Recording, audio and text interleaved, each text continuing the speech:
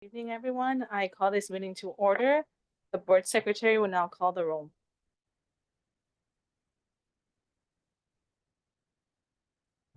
Chair Mejia, Here. Vice Chair Sutton, Secretary Treasurer Nyorve, Aye. Director Angeles, Here.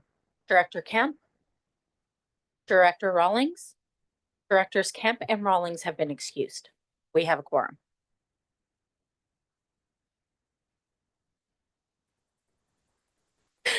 I'll call again. Director Rawlings. Director Kemp has been excused. We have a quorum. Great. Thank you so much, Jen. Moving on, now Elizabeth Brown will present the December 2024 and January 2025 Employees of the Month. Thank you. Good afternoon, Chair Mejia, members of the board, Mr. McDonald, and all others assembled here today. I am Elizabeth Brown, Executive Director and Vice President of Organizational Development and Administration. In support of LBT's strategic priority of fostering employee engagement, it is my pleasure to acknowledge the Employees of the Month for December 2024 and January 2025. As background, LBT did not hold a December 2024 board meeting, and therefore I am presenting both months today. The Employees of the Month for December 2024 are Edward Revilla, Francis Armel Abrenica, and Jennifer Maxwell. Operator Edward Revilla has been with LBT for 21 years, and he is currently assigned to LBT 1. This is his first Employee of the Month nomination.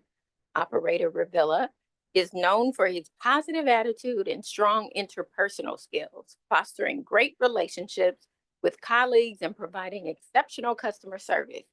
Beyond his technical performance, Operator Revilla is deeply committed to LBT's mission and values. He is more than a skilled bus operator. He is a valued member of the community. His dedication to connecting people and communities, combined with his commitment to safely and efficiently transporting customers, underscores his significant contributions to the agency. Francis Abrenica serves as a utilities lead person and has been with LBT for 6 years and is assigned to LBT 1. This is his second Employee of the Month nomination. Francis is self-motivated and always ensures the utility shift is completed on time. As part of his daily duties, he ensures buses are detailed, fueled, ready for service.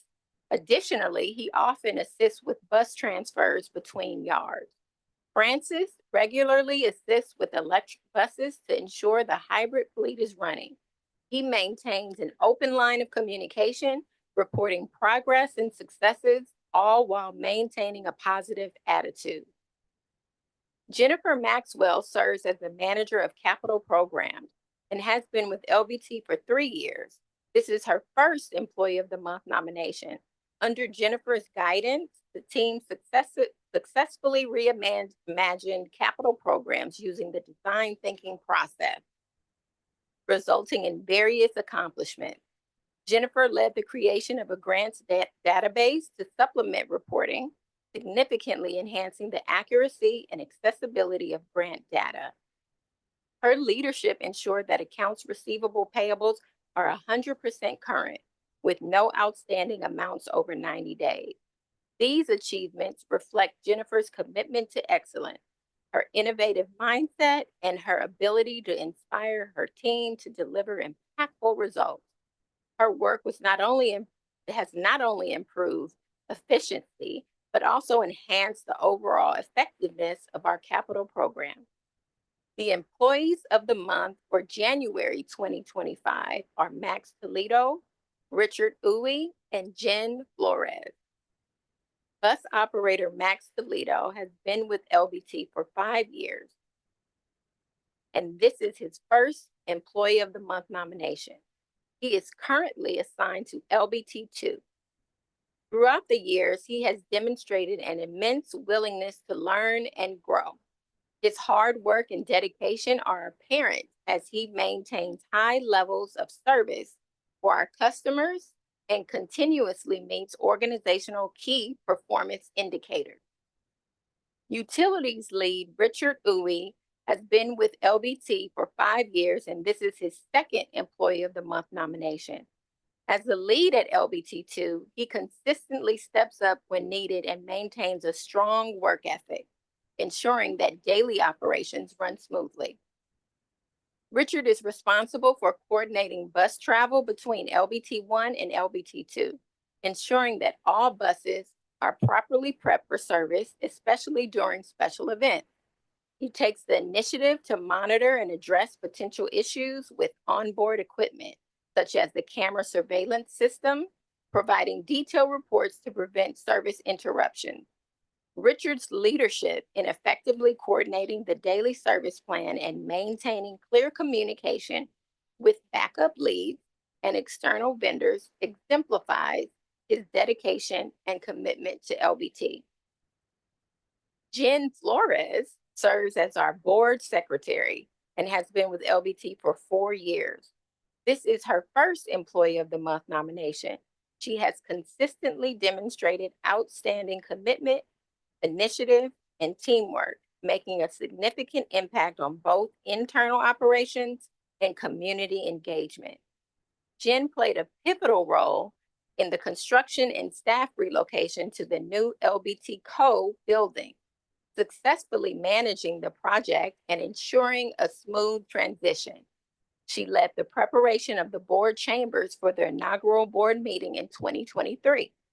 Throughout 2024, Jen actively supported the board's initiative, organizing a successful board retreat and introducing the board digital resource center, which improved communication and efficiency. Additionally, Jen represents the agency on the APTA Transit Board Administrator Committee and actively participates in community events, strengthening the connection between LBT and the public. Her leadership, dedication, and hard work make her an invaluable asset to the organization. It is my pleasure to now present these valuable members of the Long Beach Transit team via video.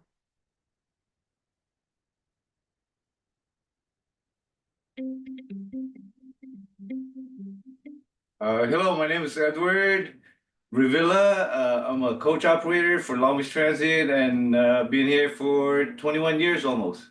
My favorite part about working for Long Beach Transit is you meet a lot of people, kind people, and you just out there driving, and it's actually a lot of fun. I want to thank Long Beach Transit for giving me with a vote of confidence, being an Employee of the Month, and I'm just very happy with it. And thank you very much. I am Francis Armela Brenica. I work in LBT for almost 7 years, and I'm utility lead here at LBT1. My favorite thing that working here on LBT is the people, the good people, and the camaraderie. Being Employee of the Month is good achievement for me, and thank you for LBT. Hi, my name is Jennifer Maxwell. I am the manager of the capital program, and I've been with LBT for a little over 2 years. My favorite part about working for LBT is the people, 1000%. I live in Long Beach, I work in Long Beach, I play in Long Beach, and it's just icing on the cake to come here and work with amazing people. I have a wonderful and supportive staff. My manager, Lisa Patton, empowers me to lead. And the managers here are just, salt of the earth. So, it's really fulfilling to come here and work here. It feels amazing to be Employee of the Month. I love my work. I love LBT, and I really feel empowered to make things better and to work with amazing people. And to be recognized for that it means everything. Hi, my name is Max Toledo. I'm a bus operator and I've been driving Long Beach Transit for 5 years. And my favorite part as a bus operator is getting rewarded by customers saying thank you and hi. And that makes me be positive, and be joyful throughout the day with a smile. I'm happy to be Employee of the Month. I'm excited and I'm proud and honored that Long Beach Transit has honored me. And I'm very happy and pleased and to driving customers from point A to point B, and makes me happy throughout the day with a smile. Hello, my name is Richard Uy. I am with Long Beach Transit for almost 6 years. My title is Lead Utility at LBT2. At LBT2, we have a great group. We get along really well, like a family here. And that's one reason I stayed here a long time. I am grateful to be chosen as employee of the month. And this won't happen without my group. My name is Jen Flores. I'm the board secretary here at Long Beach Transit, and I've been with the agency for going on 5 years. My favorite part of working at LBT is my coworkers. They're the best, and I wouldn't be here without them. As board secretary, I'm usually here watching all the great employees that get nominated for Employee of the Month, and I'm really honored to be able to join them.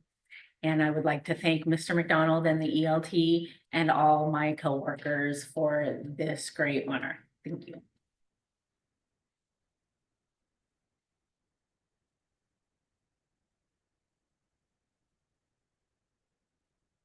Thank you to all of the employees of the month for being dedicated to connecting communities, moving people, making everyday life better. We appreciate all essential workers, especially our own. Thank you. Great, thank you. Are there any public comments? Being none. Any board discussion? Yeah, Madam Chair, I just want to thank all the employees for all that you do. It's clear from these videos that you represent us well with the public who are our customers, and you make Long Beach Transit great. So thank you very much for service. Any additional comment? Well, I just want to say thank you so much, and especially to Jen. We are so grateful to have you. You keep us on track. I know you did a lot of work on getting this building up and running, so we appreciate all the work that you do. And then we'll go. Any additional comment? Okay. All right. At this time, I invite members of the public to address the board in any matters that do not appear on the agenda and is within the board's jurisdiction. If you have not done so already, I ask you to submit a speaker card to the board secretary. Comments are limited to 3 minutes. Public We comment? do have an online comment, Kurt Canfield. Hi, can you hear me? Yes, we can. Okay, so this is actually a request. I sent in a public records access request back in October for some information to the board@lbtransit.com email address. I received no response. I sent a follow-up email in November, again requesting access. Again, I received no response. It's now January. I would like potentially, some assistance in getting, my records request looked at and responded to. Thank you. Great, thank you. Usually there's no exchange dialogue, but we'll make sure that staff follows up with you. Is there any additional public comment? No additional public comment. All righty. We'll move on. And now Ken McDonald will present the CEO report.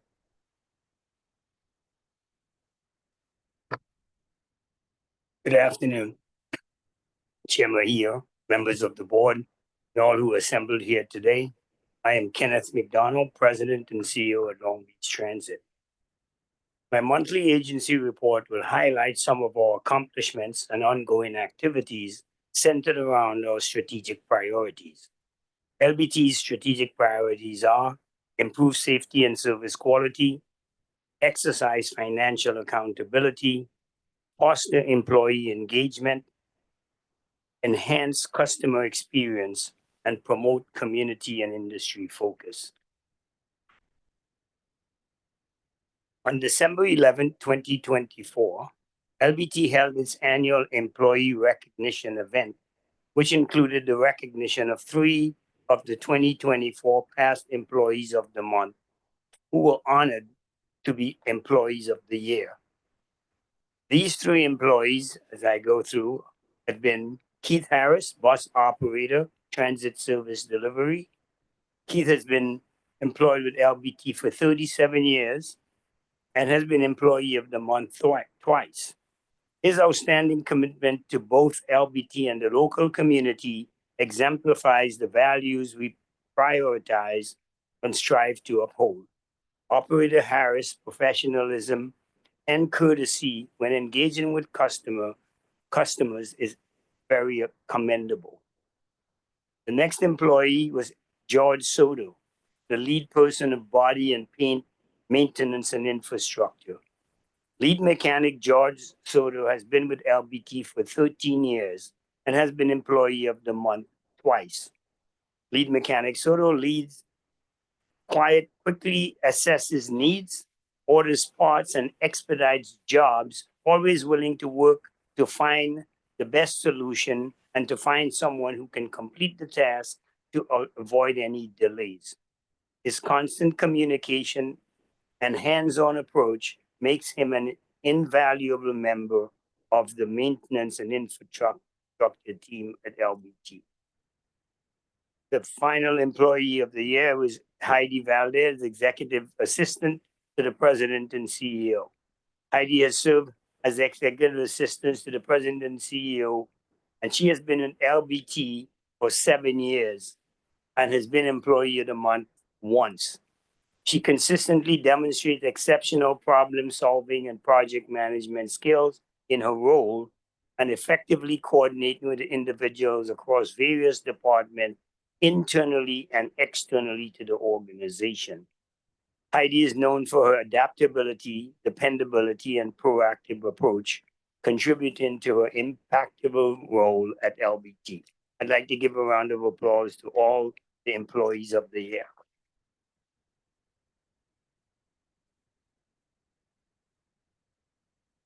Unlike the other high-tech people, I don't have any videos for them. In July 2023, Governor Gavin Newsom signed SB Senate Bill 125 as part of the state budget for 2023-2024, which established the Transit Transformation Task Force, better known as TTTT or TF. The task force was created to develop policy recommendations aimed at growing transit ridership, improving the transit experience, and addressing long-term operational needs of California transit system. The California State Transportation Agency, CalStar, is leading the task force. In December 2023, the California Transportation Secretary appointed 25 task force members.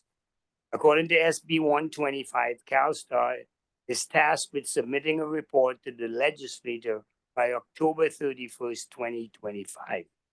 The report is expected to include the task force finding and policy recommendation, which hopefully will shape the future of transit across California. On December 10th, 2024, the task force presented its first draft of policy recommendation. These early stage recommendations could have implication on Long Beach Transit and other transit agencies in California in the coming years. As we review these recommendations, it is important to stay proactive and anticipate potential changes that could affect LBT's operation, funding, and service planning. In the coming months, LBT will continue to monitor the development of the task force and engage in conversation to ensure our perspective, as well as other transit agencies, are considered by the task force. Staff will continue to analyze the final policy recommendation when they are submitted and evaluate their potential impact on LBT strategic goals, operational practices, and funding strategy. I will continue to update the board on this endeavor in future meetings. In the agency effort to promote community and industry focus, staff has participated in various community events this month. To highlight a couple of the events, here, the first is the student focus.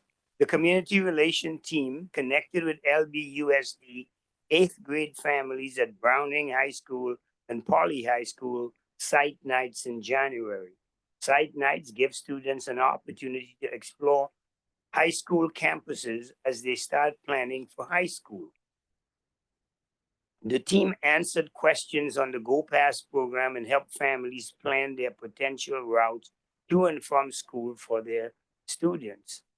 The team also will be attending the upcoming Millikan High School site nights this month.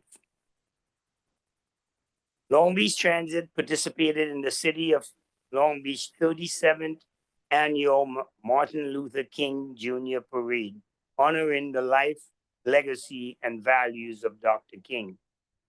LBT staff, operators, and their families, and Director Anove joined LBT's decorated battery electric bus as the parade made its way through central Long Beach along Martin Luther King Drive.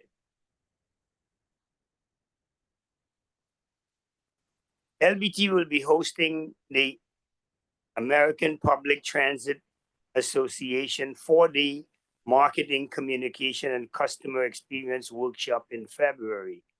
This is an annual marketing and communication workshop held by APTA, and it's the first time it's been held in Long Beach. We expect maybe about 500 attendees to swarm into Long Beach and enjoy all of the warm weather here, because they struggle to find warm places to take this workshop.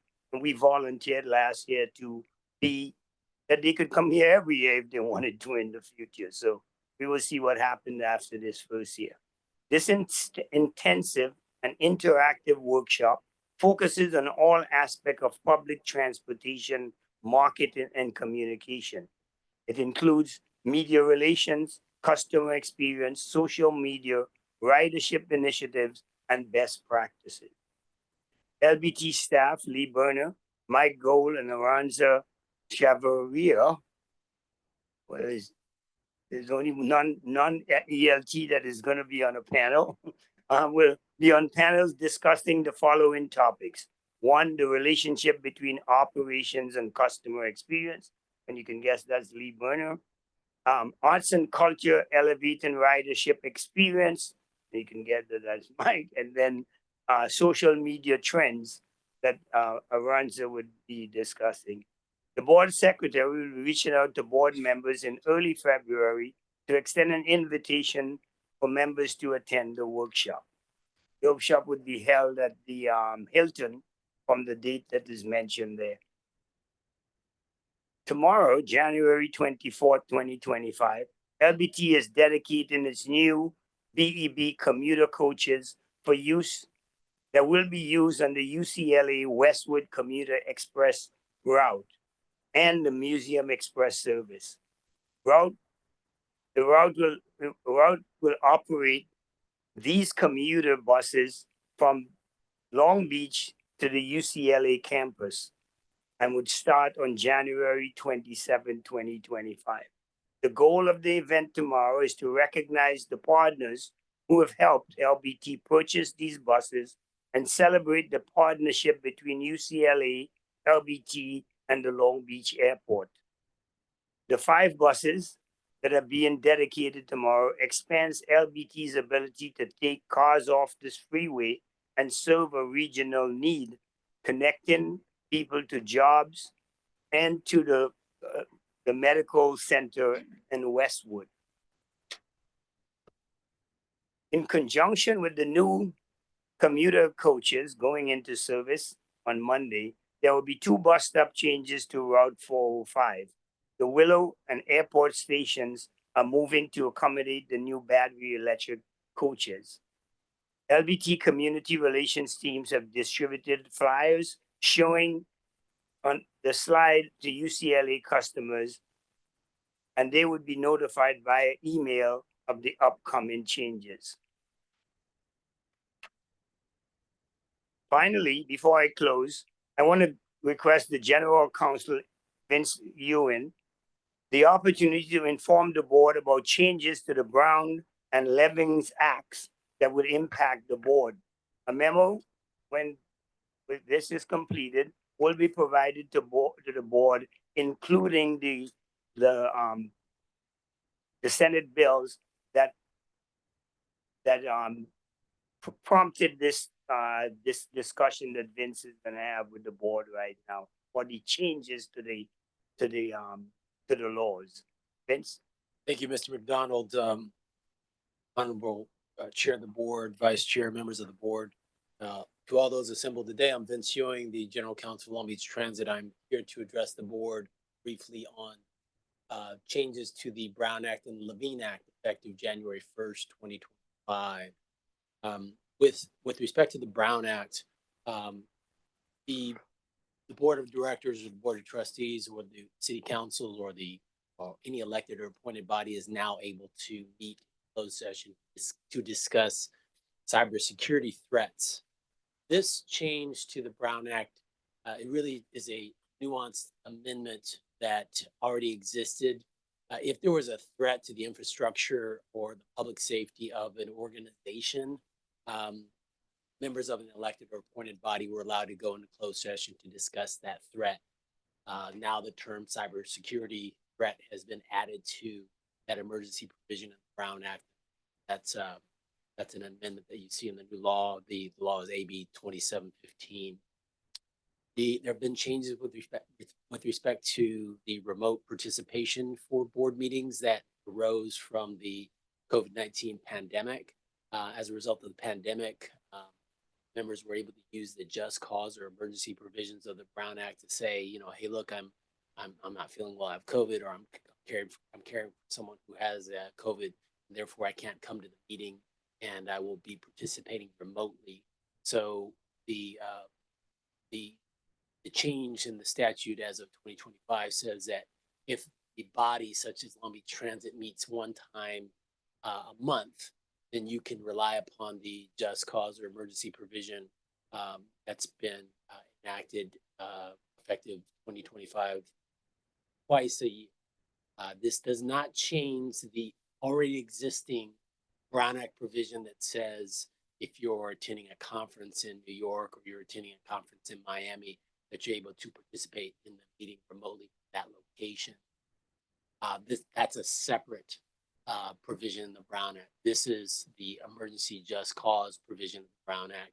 Of course, if your body meets more than once a month, then what the lawmakers did in Sacramento, they increased your ability to utilize the just cause or emergency provisions of the Brown Act for your participation in that meeting. But as it is addressing this body, you meet generally one time a month, so you'll have two opportunities to use the just cause or emergency provision to rely upon to say, hey, look, I have, for whatever reason, whatever emergency, I'm not going to be present at the meeting.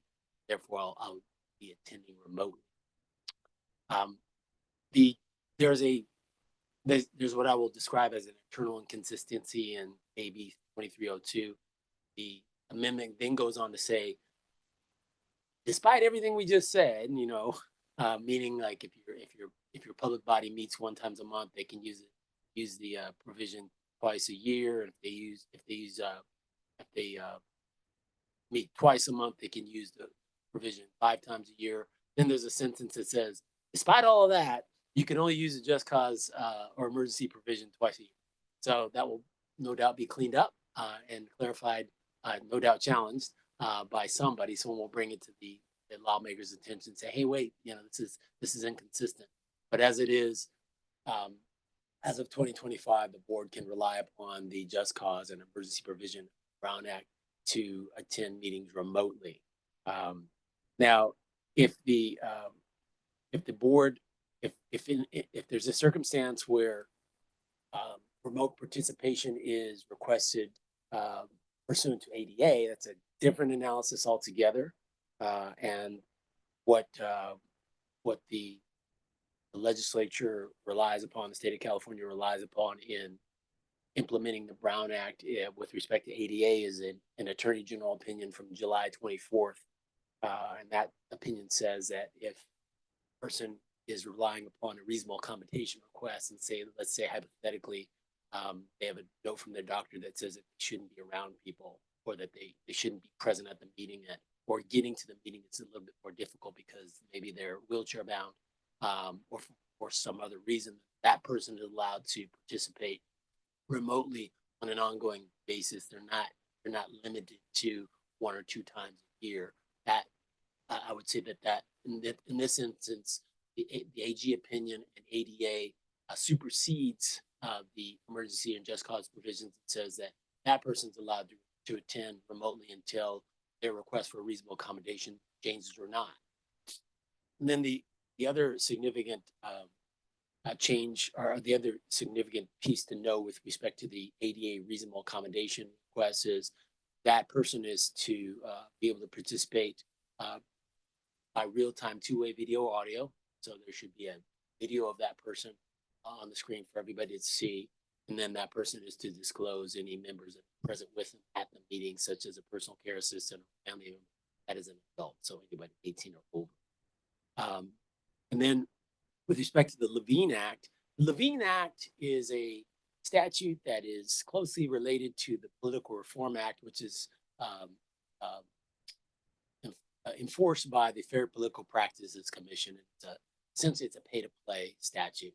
What the FPPC wants to prohibit and in its regulations and in implementing the Political Reform Act and the Levine Act is situations where you have you have a vendor who is going to donate a large sum of money to you over a certain dollar amount, and in order to get your vote for something to come before you for a vote. So that vendor has a contract ending, and they say, hey, or director X, I want to donate, $2,500 to your coffers. Just wink, wink. Just make sure I get a vote for that contract award. So what this statute is designed to prohibit is that kind of situation. So what the legislature has done in Sacramento is they've increased the contribution limit from $250 to $500 effective January 1st, 2025. And if the contribution exceeds $500, then it triggers the government code section 1090 analysis for conflict of interest. So the idea would be that if you receive $501, that you would potentially be conflicted from voting on a contract that would come before you for a vote in the future. And you have the other change is in order to avoid that conflict of interest analysis trigger, if you have a donation that exceeds $500 and you know that the person who made that donation has an item that's coming before you for a vote, you have a period of time to cure it. That period of time has been extended. It used to be 14 days. Now it's 30 days. And the way to cure it is to give the money back. Hey, thanks, but no thanks. And then, of course, the other way one way to avoid this scenario and scrutiny from the Fair Political Practices Commission altogether is to not take the money. That's the easiest way to do it. Or two, if you take the money, don't participate, right? So there's a saying that I say it often when talking to persons such as yourself, when in doubt, sit it out. So if you take $500, then don't vote on it. Just sit it out. And there's exemptions that are effective January 1st, 2025 that do not trigger the government code section 1090 analysis. These are contracts that are valued under $50,000. Contracts that are competitively bid and required to be awarded through a competitive bid process and awarded to the low bidder. Right? So those contracts don't trigger the 1090 analysis by the FPPC. Labor and personal employment contracts do not apply, and contracts where no party receives any financial compensation, and contracts between two governmental agencies. So contracts between County of Los Angeles and Long Beach Transit, or City of Long Beach and Long Beach Transit. Those types of contracts do not trigger the 1090 analysis or scrutiny from the FPPC. There are exemptions for legal advisors such as myself. So if general counsel or city council or county council gives you advice on what to do with respect to this type of issue, they're exempted from it. We're not being held responsible for that advice. Ultimately, the person who votes is considered the official, the elected or the appointed official, elected or appointed official. That person would be undergoing the scrutiny from the FPPC if there were. So keep that in mind. And lastly, I want to direct your attention to the Fair Political Practices Commission website. They have a link for pay to play limits and prohibitions. It's easily accessible, easy to follow, and there's some very good guidance on it. It's much more comprehensive than what I provided. Thank you. Thanks, Vince. And as I promised, we will send out a memo, and the memo would be, the Senate bills would be attached to the memo, because I believe that you get a chance to read it yourself. Maybe you have questions. So sometime tomorrow, early next week, that will be sent to each board member. With that, concludes my report for this month as I look at the people celebrating at the MLK parade before you, sir. Thank you very much. Great, thank you, Ken. Are there any public comment? Seeing none, are there any comments from the board? Thank you. Thank you, Chair. First of all, thank you for the invitation to the MLK Parade. It was a good time. The MLK Parade is one of those few parades we have in Long Beach that actually takes place in an intimate residential neighborhood. So it's nice to see people sitting on their porch, barbecuing, handing out water, youth on their skateboards. So it's always nice to see that. Also, I think we also had the loudest stereo, right? Yeah. Stereo and music in the whole parade, because it definitely drew people out of their homes and joined us as we danced on the route. So thanks again for the invitation, and thank you to staff for their hard work. Okay. And Director Kemp. Yeah, thank you, Madam Chair, and pardon my voice. If I had known I could work remote, but I got that information a little too late. I would have been on Zoom. But I want to congratulate the community outreach team as well as staff and the members of the board who joined the parade. I'm always there in a different capacity, but I always love seeing Long Beach Transit out and about. I did have a question for council relative to the Attorney General's clarification on the Brown Act and our ability as board members to be in public places together.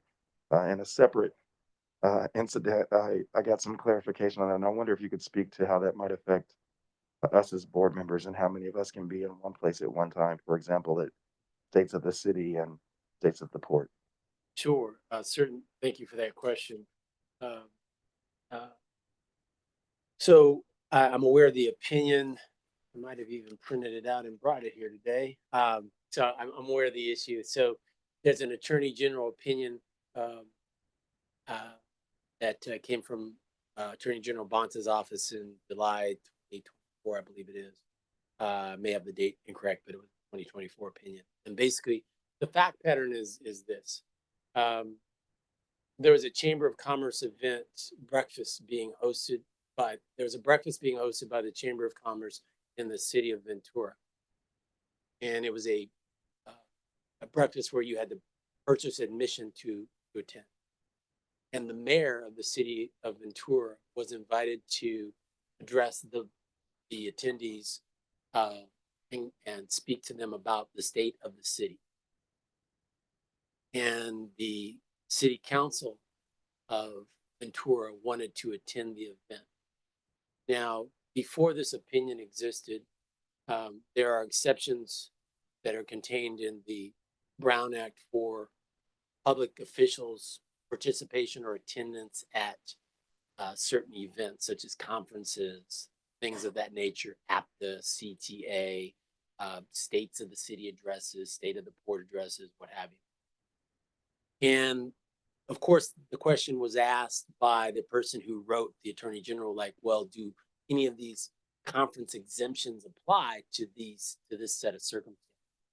And the opinion was that they do not, and that a quorum and or a majority of the city council could not attend that event because the mayor was talking about the state of the city, and the state of the city was a subject or subject matter that was very likely to come before the city council on a going forward basis.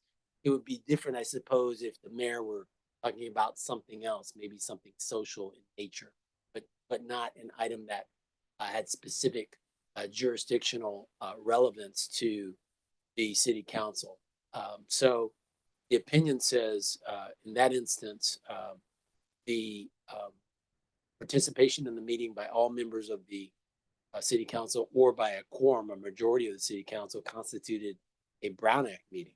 And that since the public was not allowed access to that meeting by way of the admission criteria, that it wasn't open to the public, and therefore the majority of the city council could not participate in the meeting. The recommendation was that less than a majority participate in that meeting. I'm aware of the opinion. There are 88 cities in the county of Los Angeles. I would not be surprised to see somebody challenge that analysis. I think the challenge may be forthcoming. I could be wrong, but the opinion of the Attorney General is authority in the state of California.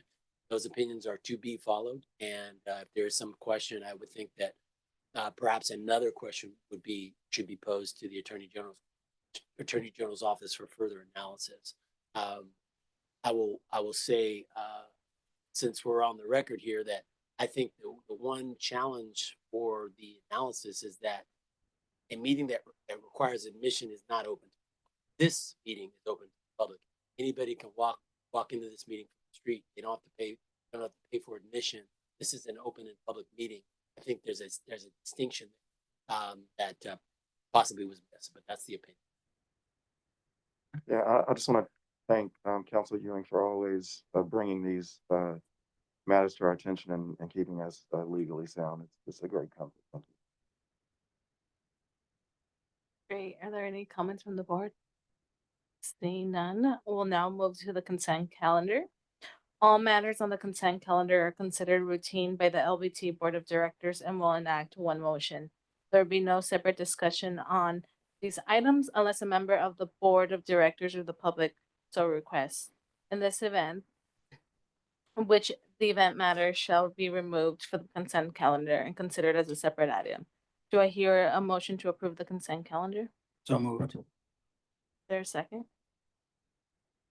Second. Who's that? Is that too quiet? Second. Great.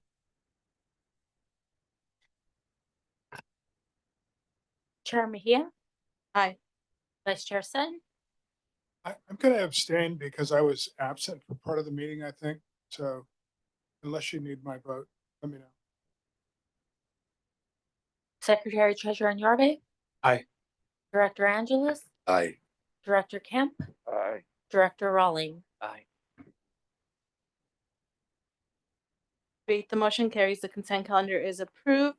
Moving on to agenda item 7, monthly financial report presented by Lisa Patton. Good afternoon, Chair Mejia, members of the board, Mr. McDonald, and everyone assembled here today. My name is Lisa Patton, and I'm the Executive Director and Vice President of Finance and Budget. And I'm before you today to present the monthly financial report. It covers the period of July 1, 2024 through December 31st, 2024. The focus of my report will be on revenue and expenses, including a comparison of actual revenue to budgeted revenue and a comparison of actual expenses to budgeted expenses. The monthly financial report includes the statement of revenue and expenses, a detailed schedule of expenses, and the balance sheet. First, we'll review the statement of revenue and expenses.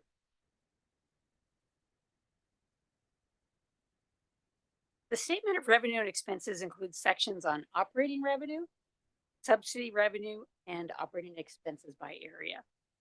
The top third of the statement includes operating revenue.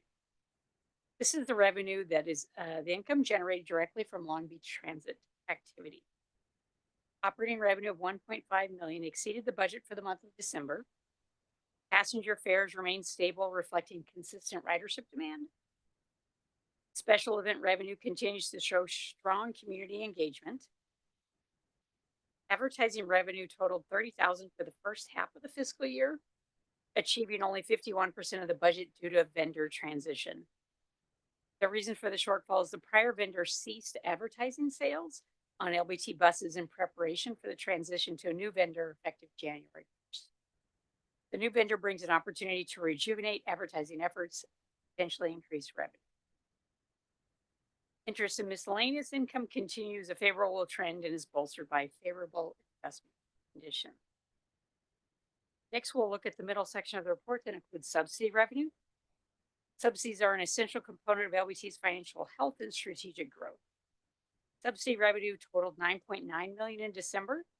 This reflects 100% of the amount budgeted and ensures financial stability. 87% of LBT's total revenue this month relies on subsidies and underscores the importance of external funding to achieving LBT's mission. December total operating expenses of 10.69 million is 90% of the budget, demonstrating cost efficiency.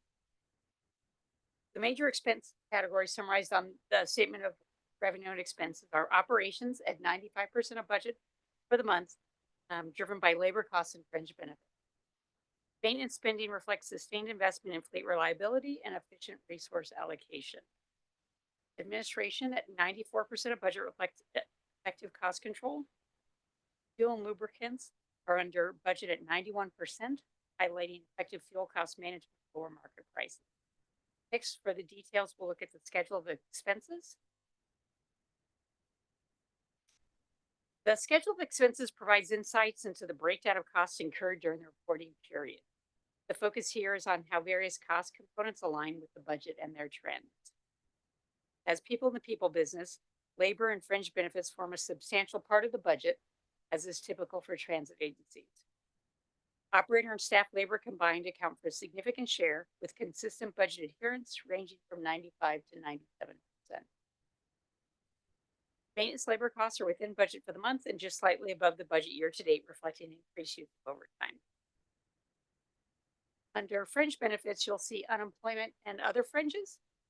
In December, this reflects expenses such as safety awards and plaques related to employee recognition events. Year to date, this category is within budget 5%. For services under other, this includes the ground lease with the city of Long Beach for this property and paper stock for the fare box. Year to date, this category is at 101% of budget.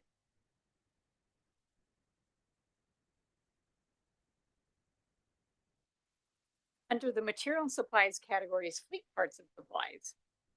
This is an area that has trended above budget this year and reflects increased maintenance needs due to an aging fleet. In addition, LBT has experienced supply chain issues with rising parts costs due to inflation. Under miscellaneous expense categories, you'll see dues and subscriptions. December included the Conference of Minority Transportation Officials dues. Under training, travel, and meetings, the increase in December reflects expense reimbursement for the California Transit Association conference. Total operating expenses at the midpoint show that operating costs are well managed, staying under budget while maintaining service quality. Maintenance spending aligns with budget expectations, emphasizing LBT's commitment to safety, reliability. Continuing efficiency and fuel costs has mitigated potential inflationary pressures. Next, we'll quickly look at the balance sheet. I say quickly for those that have fallen asleep. Stay with me. Go. Okay, let's talk balance sheet. So this is a key financial statement, right? That provides a snapshot of LBT's financial position at a specific date time. So this shows December 31st. If we look at assets, we can see that cash and investments increased in December. And then when we drop down to the receivables, we can see why. So under the federal receivable, LBT received outstanding funding from the American Rescue Plan Act. Under the state, we received funding from State Transit Assistance and Transportation Development Act. And under local, we received outstanding funding from the cities of Long Beach, Carson, and Paramount. Overall, the assets on the balance sheet reflect a strong liquidity position. Next, we'll look at the liabilities. Under liabilities, you'll see trade payables. This shows the timely payments to vendors and suppliers. The increase in the month of December reflects accruals for Long Beach PD, Global Paratransit, and Universal Protections. And next, you'll see accrued payroll liabilities, which reflects wages earned but not yet paid. During the month of December, this increased due to 17 additional days accrued compared to the prior month. Overall, LBT remains financially stable with strong liquidity, ensuring LBT can manage short-term obligations and maintain operations efficiencies. We see continued federal, state, and local contributions that reinforce confidence in LBT's missions and operations. That completes my report. Thank you. Great. Thank you, Lisa. Are there any public comments on agenda item 7? Seeing none, we'll move on. Thank you so much, Lisa. Always a great report. And now Marisol Barajas. I just want to apologize for making noise when I left. My badge got stuck in my chair and I felt like it threw you off. So my apologies. I also wanted to just compliment the staff, but especially Lisa Patton. She's always out in the community, and normally financial people are pretty dry. But it's always great to see you at community events representing us well, and people wouldn't even know you were a numbers person by the way you carry yourself. So great report. Great. Thank you, Director. Any additional comment?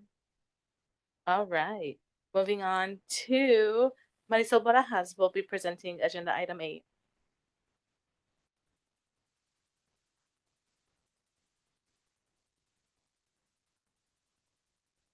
I do have a slideshow for that coming up.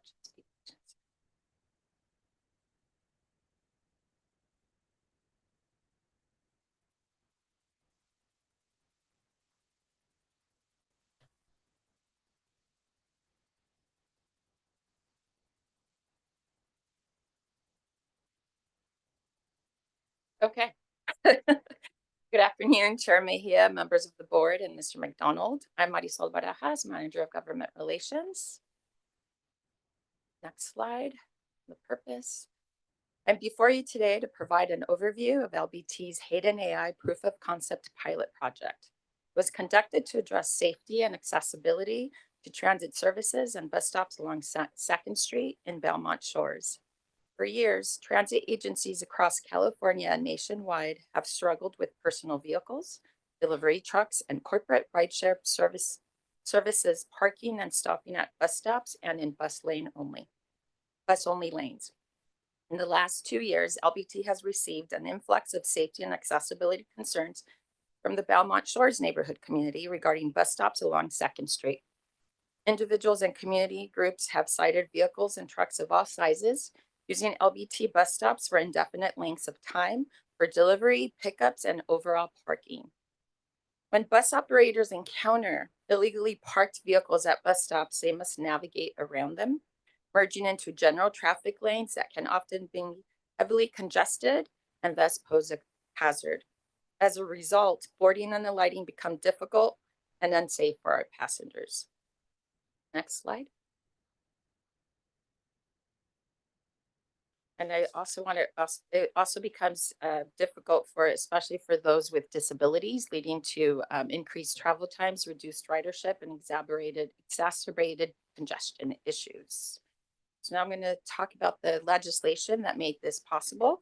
In 2021, advocacy efforts from California transit agencies led the passing of Assembly Bill 917, which was enacted in 2022. AB 917 expanded state law to include bus stop violations by installing automated forward-facing cameras on buses to capture images of vehicles that violate transit-only lanes and bus stops during peak hours, and to enforce parking violations at bus stops further. Most importantly, it aims to deter bus lane and bus stop violations, improve travel time, and ensure reliable public transportation. Before 917, only bus-only lanes allowed forward-facing cameras for enforcement. Hayden AI is an artificial intelligence and machine learning technology company offering the Hayden AI system at no charge for a 60-day proof of concept pilot. This automated technology captures digital evidence that could help address illegal parking and stopping of vehicles and trucks at LBT bus stops.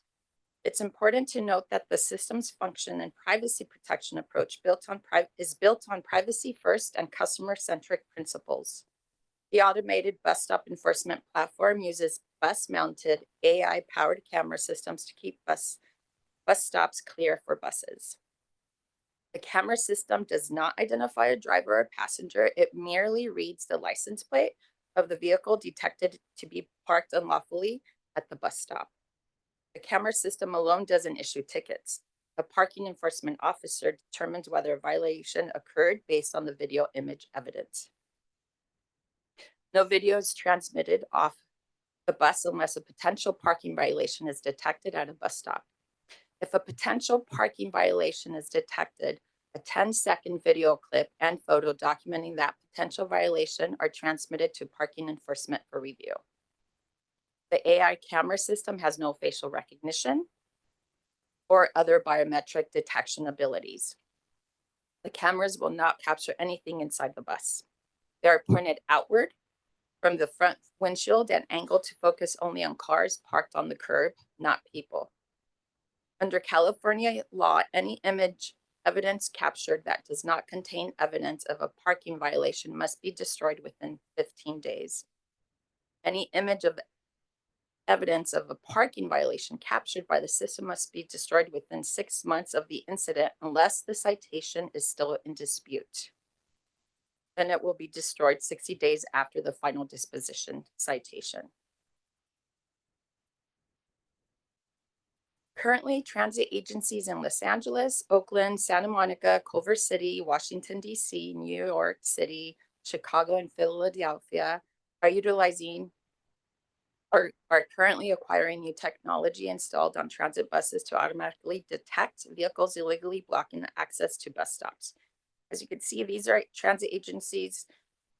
These transit agencies work with local parking enforcement agencies to review video evidence and issue tickets by mail. The proof of concept trial included installing the Hayden AI system on 2 buses using routes 121 and 131.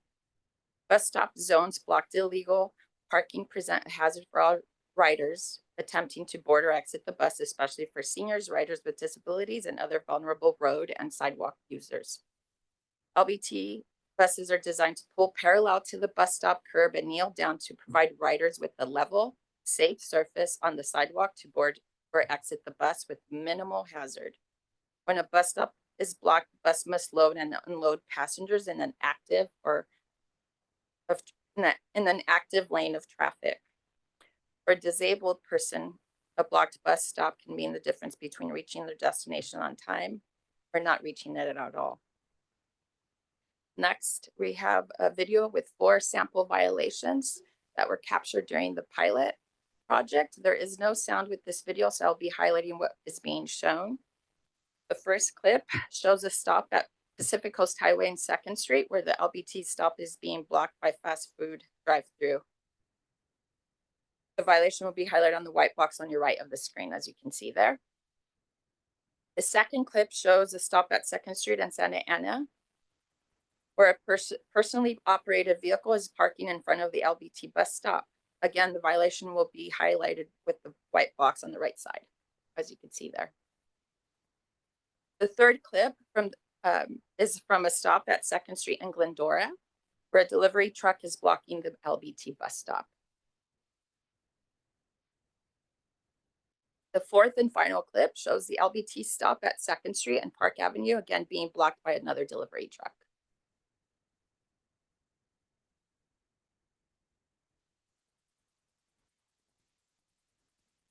See it.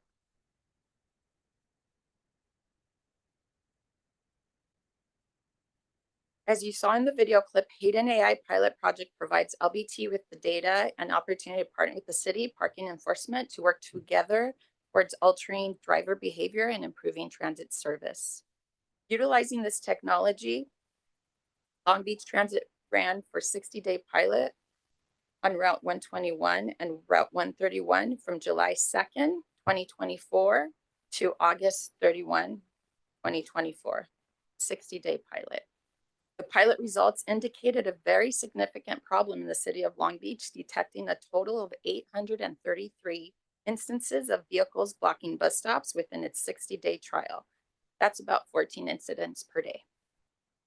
The heat map to the right, as you can see, indicates routes 121 and 131 where blocked bus stops were detected.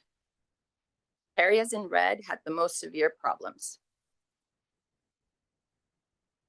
This slide highlights the number of events per day of the week, with Tuesday and Friday having the greatest number of incidents, Tuesday's number of events at 144, and Friday at 154 incidents. On this slide, you see the number of events by time of day, with 7 a.m. and 8 a.m. having the greatest impact on bus stops. Here you see the number of incidents by unique violators versus repeat offenders. We have 471 time incidents compared to 121 repeated incidents by the same vehicle. LBT's goal in conducting the Hayden AI pilot proof of concept project is to alter driver behavior and enhance transit service. As an agency focused on providing excellent customer service, this data will be a driver in improving safe and reliable access to transit services by efficiently enhancing safety for all riders as they get on and off the bus. LBT will continue discussions with the City of Long Beach regarding bus stop parking regulations. It has been determined that the city currently does not have a specific ordinance governing bus stop parking. And in order to establish a formal process for issuing parking violations at bus stops, the city will need to pass a new ordinance that includes a 60-day warning notice period before violations are enforced. To ensure key external stakeholders are well informed, staff is developing a communications plan to share findings and assess opportunities for implementing the proof of concept pilot technology on additional LBT routes for installation and data collection. I want to give a special thanks to our leadership. Key staff were involved in this process, from fleet managers, Sergio and Brandon, to transit supervisors, service planning team, Emily and Jessica, Kobe and Latrice, Dino in training, and team from CRC, safety and IT. This concludes my presentation. Thank you. Great, thank you, Marisol. Are there any public comments? No. Seeing none, is there any discussion from the board?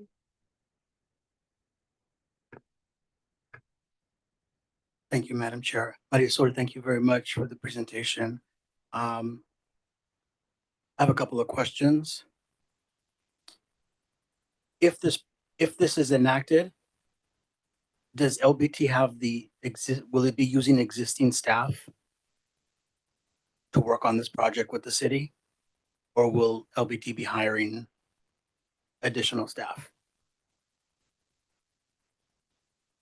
So at this point, I don't see us hiring additional staff. What we're trying to get with the city, talking to Joshua, is how do we get to the council members that we need to have some legislation to be able to enact what we're doing here, because we don't have that right now. Right. But that would involve the city parking violation folks to be part of issuing tickets, because we can't, even if we hired staff, we couldn't issue tickets. So we've had initial discussion if he wants to add anything about, but that's the next step on us beginning to implement this. So at this point in time, we're not looking at additional staff in the region. Okay. Yeah, I meant that when the ordinance is enacted and if it's enacted.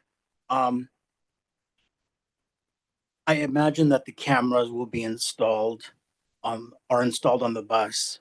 Will it require additional work from the bus operators?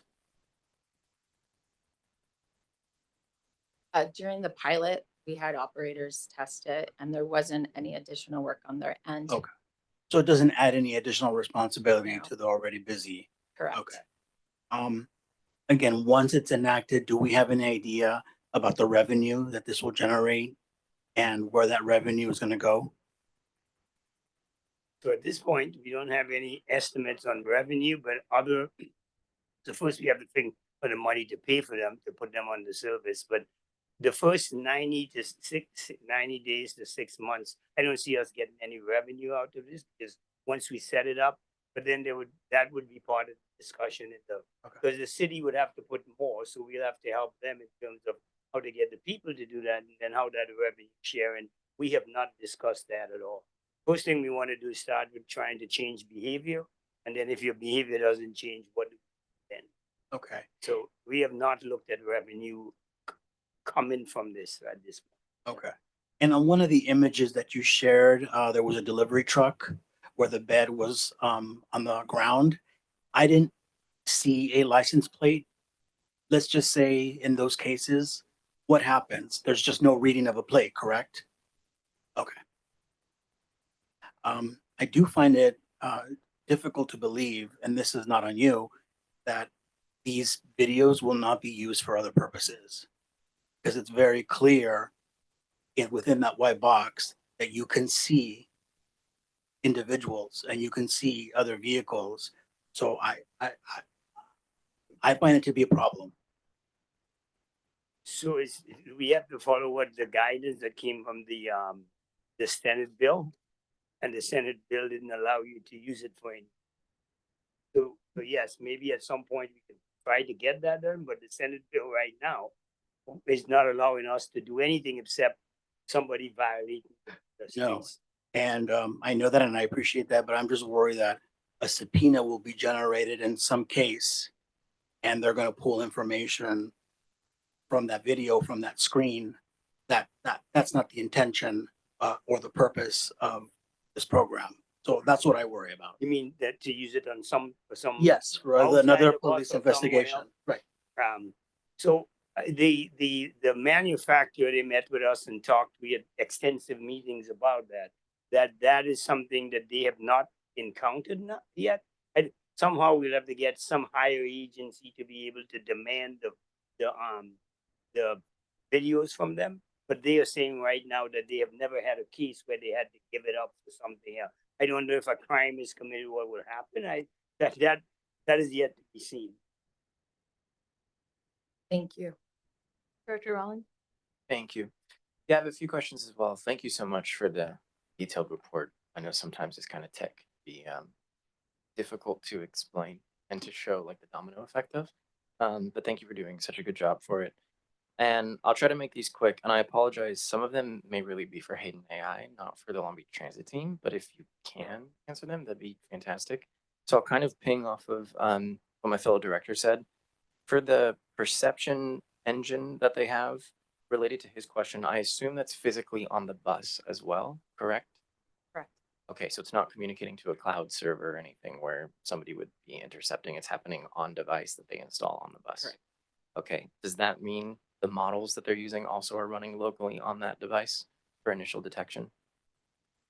I don't know. Okay, just Have to curious. get back to that question. That's okay. Thank you so much.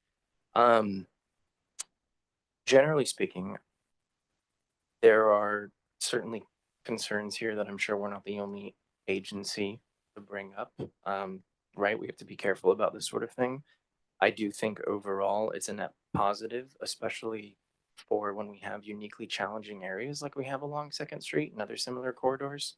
I actually remember Chair and I bringing something like this up about like 18 months ago, figuring out what we're going to do for corridors like this. And if we can get a report on that. And it sounds like the team went above and beyond and just did a full pilot instead of just a report. So that's pretty cool to see. I do hypothesize that the data here is actually, because of the window in which it was collected, probably does not show the worst case scenario that we experienced throughout the years. I would imagine during the holiday years or other really busy times, it's actually worse than what we see here. So it would be interesting in our conversations with the city to say, hey, the problem's actually worse. And it would be really, really nice if Hayden AI would be interested in doing it again during a different time of year to kind of aggregate some of that data. Don't know if that's a reality, but if it is, that might be interesting. And then My final question is the pilot, was it a limited version of their full features, as in we'll show you 50% of what we can do for this amount of time? Or was it here's everything we can do, but you can only access it for 60 days? It is an ample program and it does bus lane only. Okay. We were looking, they were able to adjust the pilot to what we were looking for, which is bus stops only. Perfect. Vehicles, what types of vehicles are blocking the bus stops? Perfect. So the pilot that we experienced would be very similar to the eventual end result if we were to implement this. Correct. Awesome. And I lied. I'm sorry. I do have one more question. No worries. I assume that the next step for the pilot itself, if we decided to continue, is to just do exactly the same thing, but expand the routes on which it operates. Correct. And then the timing for that comms plan and the potential next steps, do you have an estimate on what that would be? For the communications plan? Yeah. Yes, that as our goal was to update the board of the process and the results of the data. And our next step is to meet with the community partner stakeholders. We did meet with our council members to give them some perspective and an overview of the outcome. And so they're looking forward to us collaborating with them to ensure that we're informing the public about the data, but also the concerns of the hate and AI, you know, how much is being captured and the fear of people being videoed. Of course. Thank you so much. Thank Appreciate you. your time. Any additional? Or, oh, did you have one? Oh, yeah, go for it. All right, just to add a bit more context and to help answer some of the questions that had come up. First off, definitely need to sit down and review some of the data, get more into the specifics of where the hotspots are and what's going on. But we do have parking control checkers. We call them PCCs. They're the ones that are out there. A large number of them work with our street sweeping crews. And then the other majority of them are out there patrolling areas that are red curbs and other illegal type parking situations. So we do ticket for that kind of thing today. All the bus stops may not have red curbs and may not be enforceable. That might be the ordinance that's being referred to here. Definitely something else that we can look at in addition to other tools that we have in the toolbox, such as additional loading zones or other options that we may have. So we could definitely look at those various factors. We did add additional PCCs as part of the FY25 budget. So we added 4 additional, much like a lot of different entities, we've had trouble staffing up in the past, and we've been doing a lot of work to get folks on board to help support some of these initiatives. So, and then just taking some notes from this, just wanted to remind everybody, it's also often can be difficult to cite if somebody's, even though it's a red curb, somebody may not be allowed to stop there, right? None of us are supposed to be stopping at a red curb. But it's often very difficult to cite somebody for that. As soon as you pull it behind them, they'll just leave, right? So that's just important to note as part of all this. Great, thank you. And then Director Kemp. Thank you, Madam Chair, and thank you for those questions and comments. And thank you for the presentation, Marisol. I think you, as always, did an excellent job of letting us know what the issues are. Trying to get my notes activated because my face won't open my phone with this mask on, so bear with me.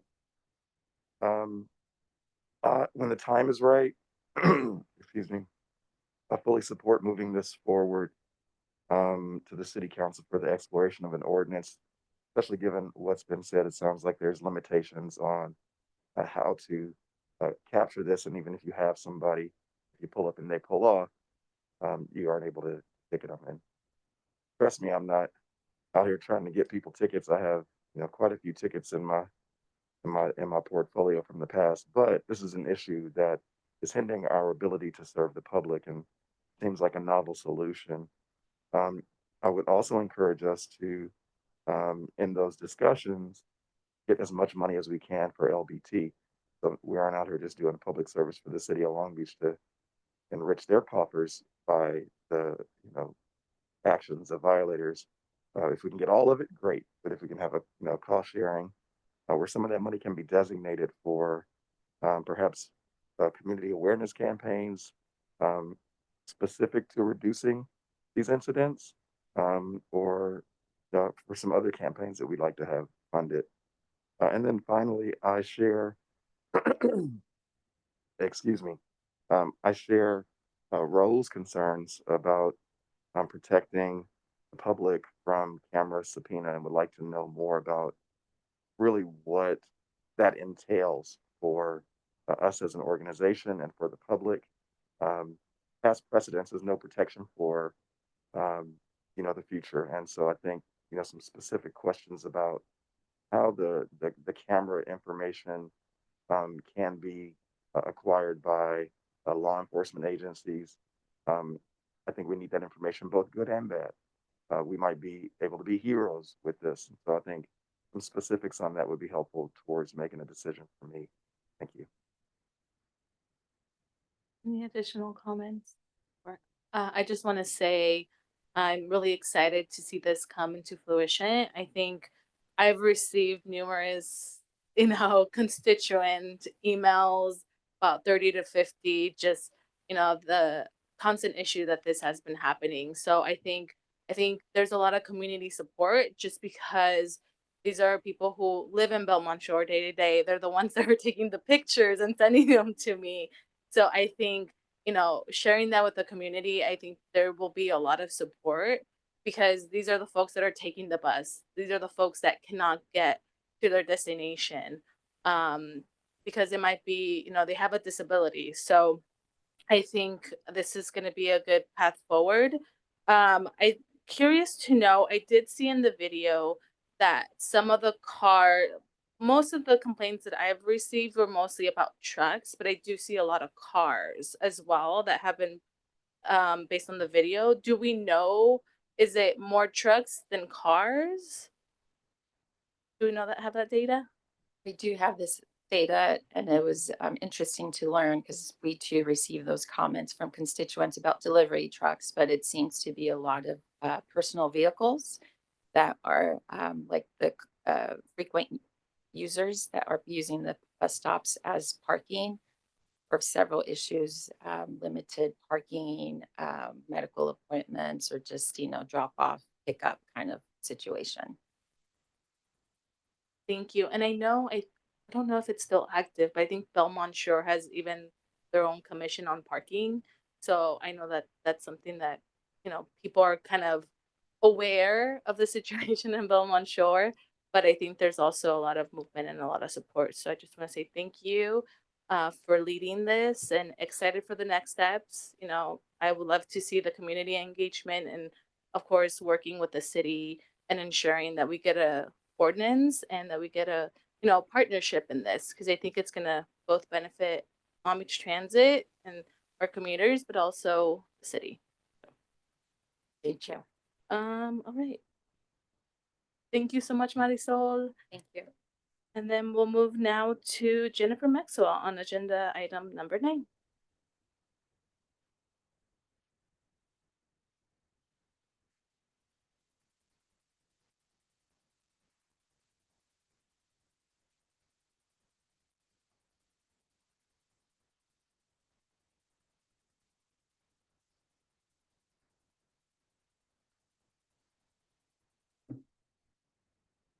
Okay. Good afternoon, Chair Mejia, members of the board, Mr. McDonald, and all who are assembled here today. My name is Jennifer Maxwell, and I'm the Manager of Capital Programs in the Finance and Budget Department. I'm here before you today to present the results of the fiscal year 2024 single audit report. This is an information-only item.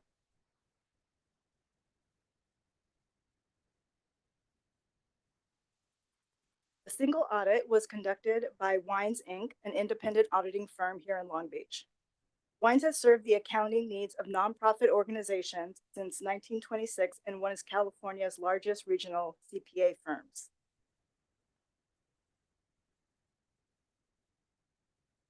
The single audit's purpose is that it's an organization-wide financial statement and federal awards audit. It is intended to provide assurance to the federal government that adequate internal controls are in place and in compliance with program requirements. The independent auditor's report add value for the reader by increasing their understanding of LBT's grant expenditure activities.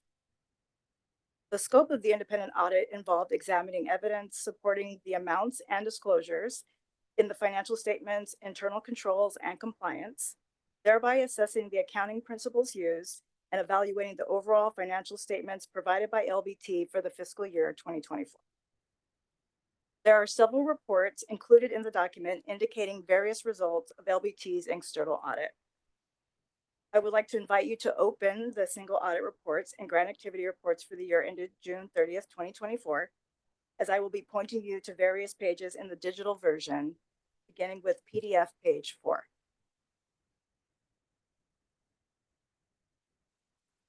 On PDF page 4, the report summarizes the results of the independent auditor's report on internal control over financial reporting and on compliance.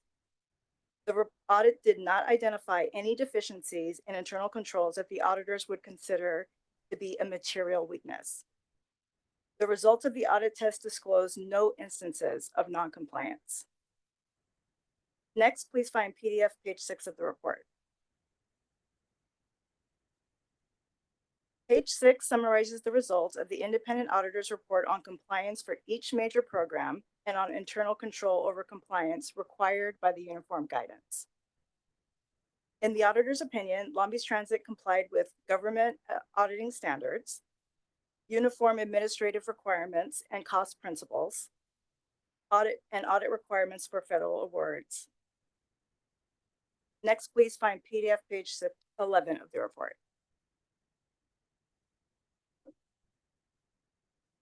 Page 11 includes a summary of the auditor's results. 1, the summary of the auditor's results. 2, the financial statements audit. And 3, the findings and questions cost section, major federal award programs audit.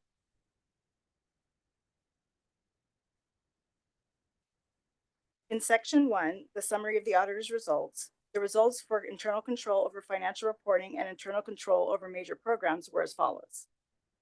1, there were no material weaknesses. 2, there were no significant deficiencies. 3, there were no instances of non-compliance or material misstatements with respect to the financial statements. And 4, Long Beach Transit was deemed to be a low-risk auditee. In section 2, it references the financial statement audit results where, again, no findings were identified. And then finally, in section 3, it references the findings and question costs for major federal awards and programs. And again, no findings were identified in the major federal award programs audit. Next, please find PDF page 12 of the report.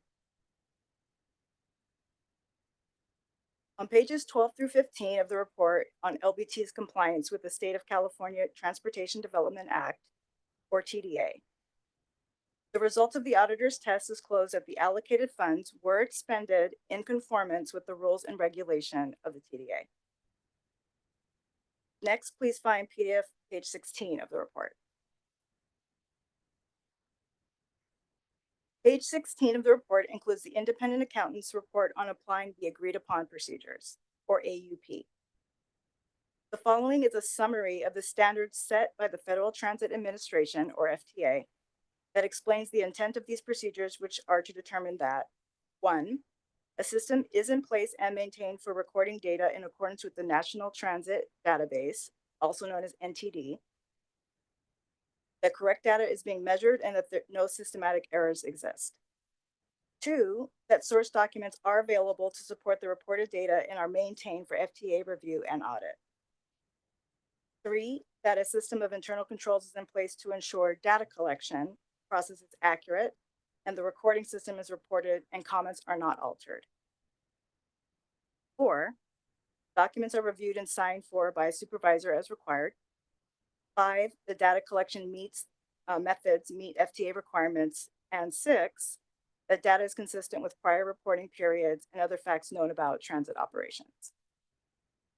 Finally, please find PDF page 18. The results of each procedure begin on page 18. The agreed upon procedures include 25 different areas for reporting and maintaining data in accordance with NTD requirements and definitions set forth in 49 CFR Part 630 of the Federal Register and as presented in the 2024 NTD Policy Manual. For 25 out of the 25 procedures, the report indicates that LBT has followed internal guidelines. In summary, LBT's 2024 single audit report was found to comply in all material respects. This concludes my report. Thank you. Great. Are there any public comments? See none. All right. Are there any comments from the board? Hey, congratulations on making those auditors unhappy, because that's all they want to do is to find one or two exceptions. So hats off to you and your team. Thank you, Vice Chair Sutton. And I'd also like to thank Follow Finance and Budget, the entire agency, and Transit Service Delivery and Planning, who were integral in putting the report together. Great. Any additional comments from the board? See. Did a great job. Great. Thank you so much, Jennifer. Moving on to agenda item 10, presented by Ashley Lang.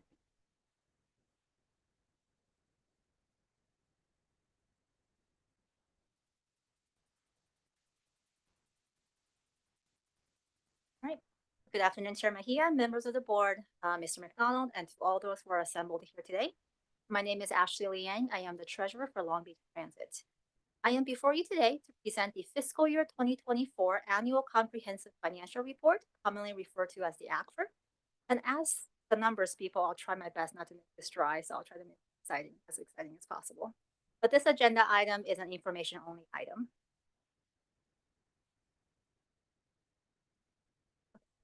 The ACFR is a set of financial reports along with narratives, notes, and statistical information to provide the public with a transparent overview of the agency's financial activities and performance for the previous fiscal year. The fiscal year 2024 ACFR serves as a companion document to the operating and capital budget that is presented to the board in May of each year. Whereas the budget plans forward for the upcoming fiscal year, the ACFR reports on the financial activities of the previous year. The report is sectioned off into three main categories. The introductory section provides the general information about LBT services, accomplishments, successes, and also challenges. Next, the financial section is further divided into sections. The first is the independent auditor's report, followed by management discussion analysis, commonly referred to as MD&A, and then the financial statement and accompanying notes. The report concludes with the statistical section.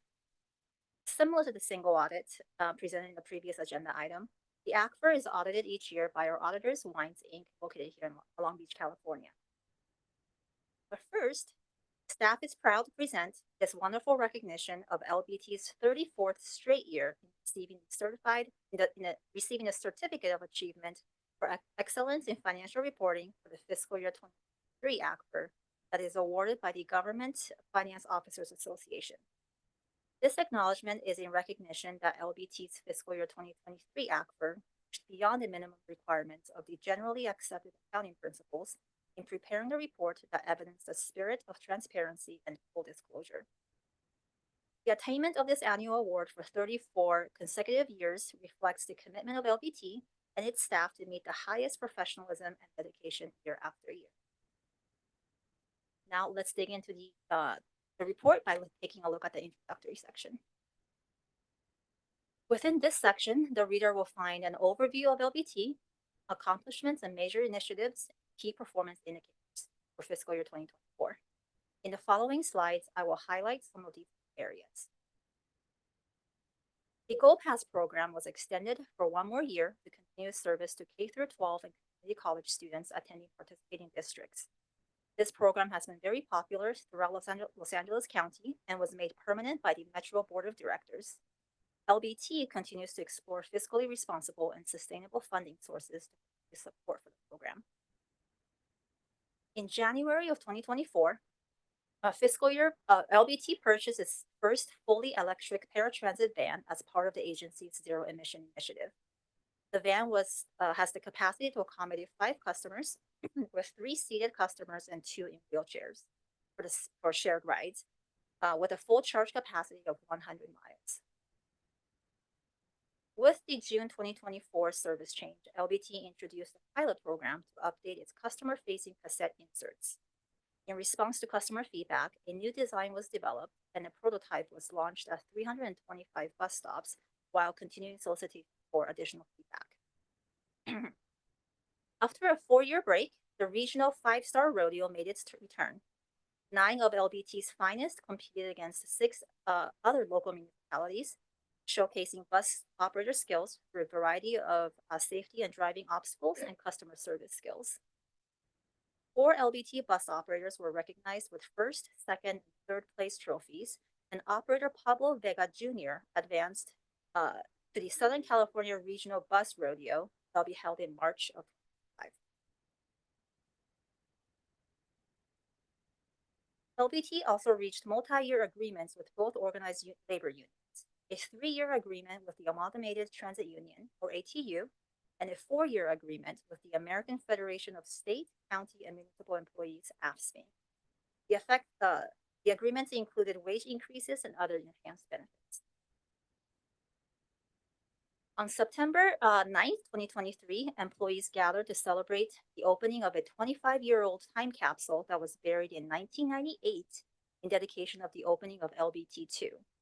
The capsule included vintage pins, transit guides, water taxi memorabilia, service map, and plans, and we were happy to see a ACFR from 1997 that was included in the capsule.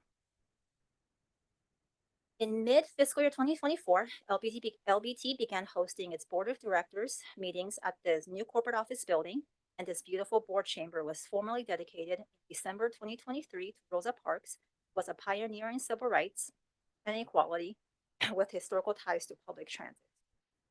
LBT continues to uphold her legacy through its mission dedicated to connecting communities and moving people, making everyday life better. Now I'd like to present some of LBT's key performance indicators, or otherwise known as KPIs. 2 of the KPIs that reflect some of our successes were preventable accidents per 100,000 platform miles and ridership. Preventable accidents decreased from 1.38 to 1.14 per 100,000 platform miles. This result is a combination of efforts by our safety and transit service delivery departments, who conducted safety blitzes with our operators and maintenance staff, and our facilities department for yard lighting upgrades to improve visibility. The bus stop committee meetings were also held simultaneously to address accident hotspots along routes, who in partnership with our transit customer amenities department worked on improving bus stop conditions. To the right, LBT's ridership in fiscal year 2024 increased from $18.8 million annually, 18.8 million riders annually to 16.8 million riders in the previous year, from the previous year, primarily due to the ongoing success of the Student Gold Pass program and expansion of the Life program, which provides subsidized transit programs to low-income residents of Los Angeles County. With successes also comes challenges and opportunities. These notably included mean distance between failures and unplanned absences. Mean distance between failures increased from 4,813, or decreased rather, I should say, from 4,813 miles in fiscal year 2023 to 4,345 miles in fiscal year 2024. Our maintenance department has been diligent in completing 95% of scheduled preventative maintenance routines. However, reliability issues with hybrid fleet has seen a significant increase in engine and propulsion system failure. As people in the people business, unplanned absences by operators has a direct impact on LBT's ability to provide customers with consistent and reliable service. Our human resources and talent acquisition departments are navigating the ever-changing labor market to ensure LBT has the adequate resources to provide service to our communities. The next section of the ACFR is the financial section. This section begins with the independent auditor's report, followed by the management discussion analysis, and concludes with LBT's financial statements and note disclosures. At the conclusion of the audit, the auditors issued the opinion that LBT's financial statements are fairly presented in all material aspects in accordance with accounting principles generally accepted in the United States. The MD&A and financial statements highlight the agency's financial condition and activities.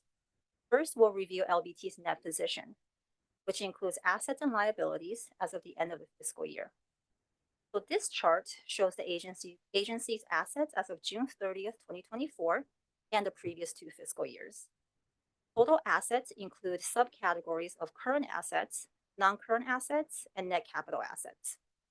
At the bottom of the chart is overall total assets, which increased to $221.9 million in fiscal year 2024 from $214.2 million in fiscal year 2023.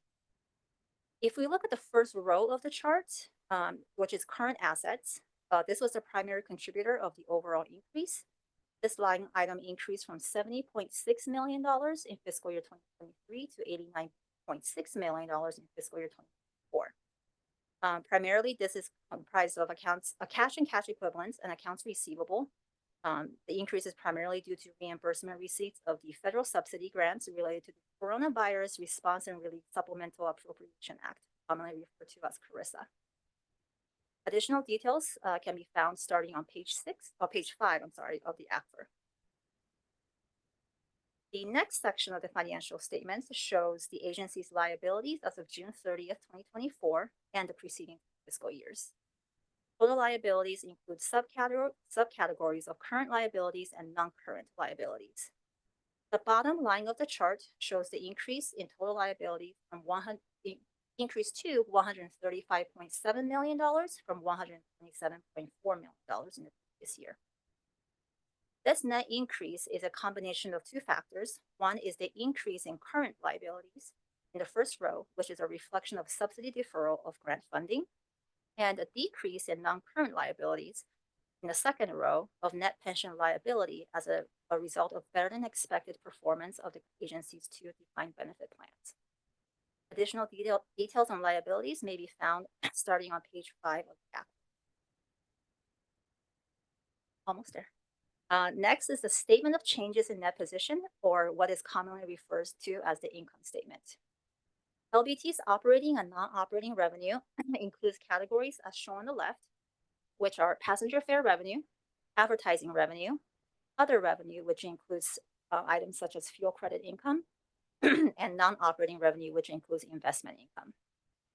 2 major contributing factors towards the increase to $15.8 million from $13.5 million were increase in passenger fare revenue on the top row, which increased to $10 million from $9.2 million as the agency continues its gradual recovery from the pandemic. Investment income under non-operating revenue reflects the favorable market performance. Additional details of the changes in net position can be found starting on page 7 of ACFR. The counterpart to LBT's operating and non-operating revenue is subsidy revenue, which is primarily generated by sales tax.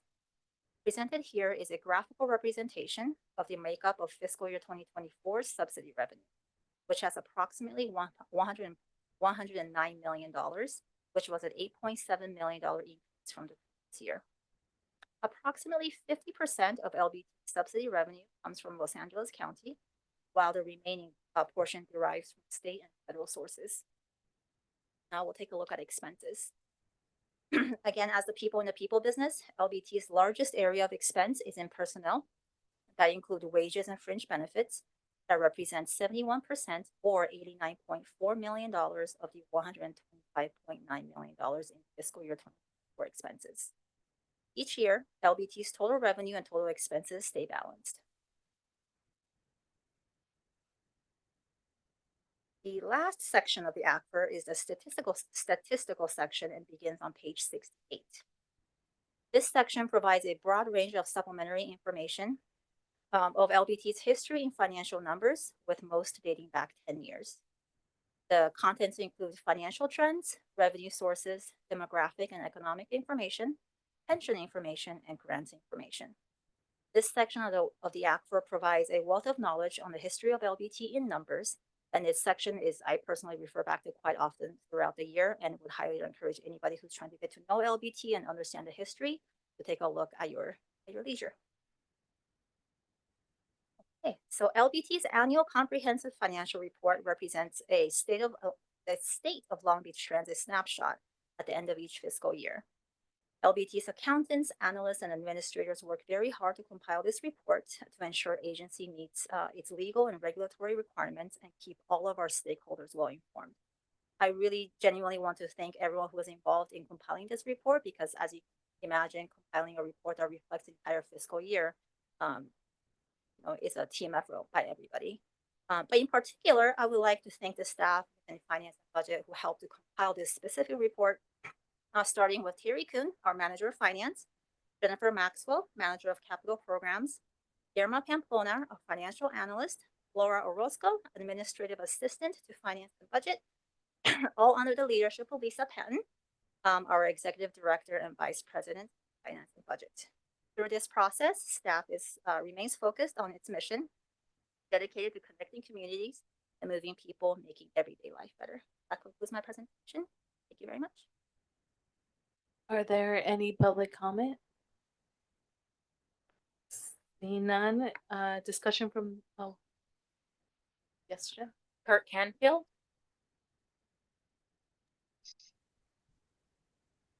Just wanted to say that the bus rodeo sounds really fun and you guys should invite the general public to attend. That's all. Great, thank you. Any other additional public comment, Jen? No. All right, discussion from the board. Director Ken? It was almost dry, but you brought in that time capsule, and that was a real difference maker for me. And the absence of parentheses, so that means we're making money year after year, and that means you guys are doing a good job. So congratulations and great report. Thank you, Director Ken.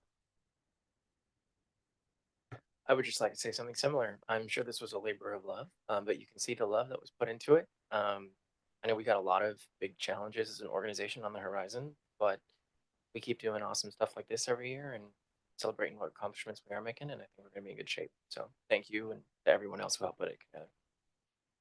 Thank you, Director Rowling. Great. Any additional? All right. Moving on. Thank you so much, Ashley. And now Terry Kuhn will present agenda item 11.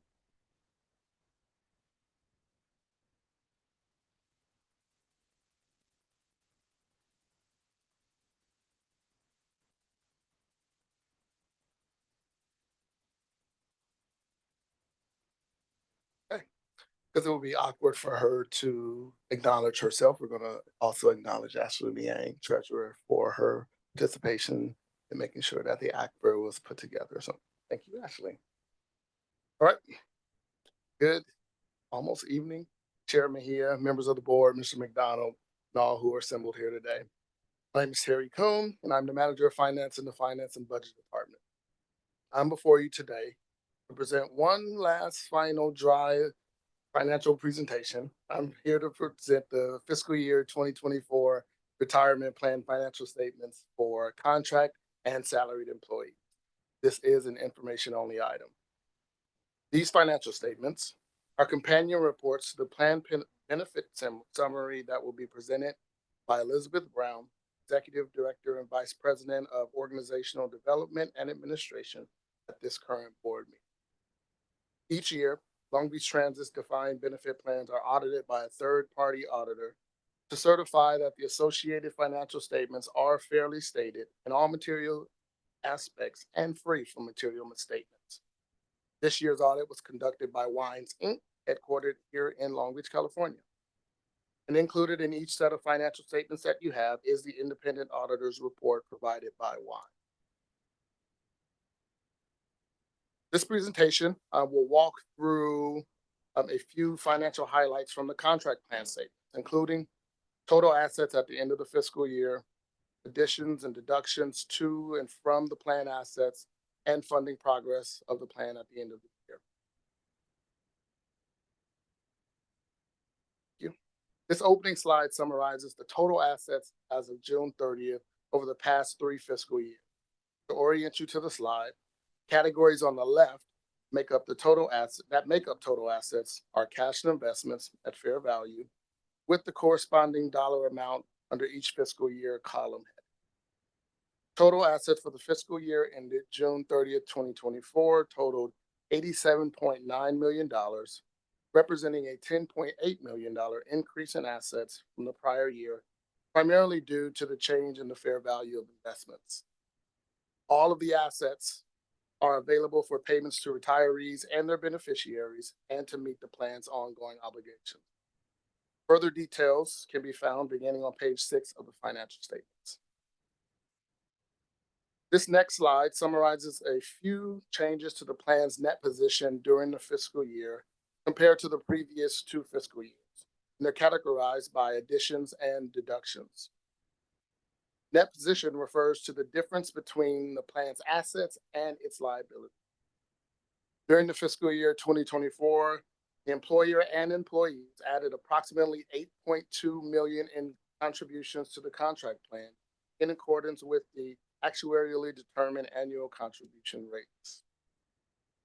The contributions increased by approximately $1.5 million due to several factors, including but not limited to increases in the number of eligible employees in the plan, salary increases, and again, increases in the actuarially determined annual contribution rates. The middle row of the table, you'll notice that the plan experienced positive investment returns of $8.9 million during the fiscal year, which represents an increase of approximately $2.3 million compared to the prior year. And this is primarily due to favorable market conditions. The bottom row of the table, under deductions, you'll find that the plan also dispersed approximately $5.4 million in retiree benefits, which is a decrease of about $300,000 compared to the prior year. And further details of this slide can be found beginning on page 6 of the financial statements in your possession.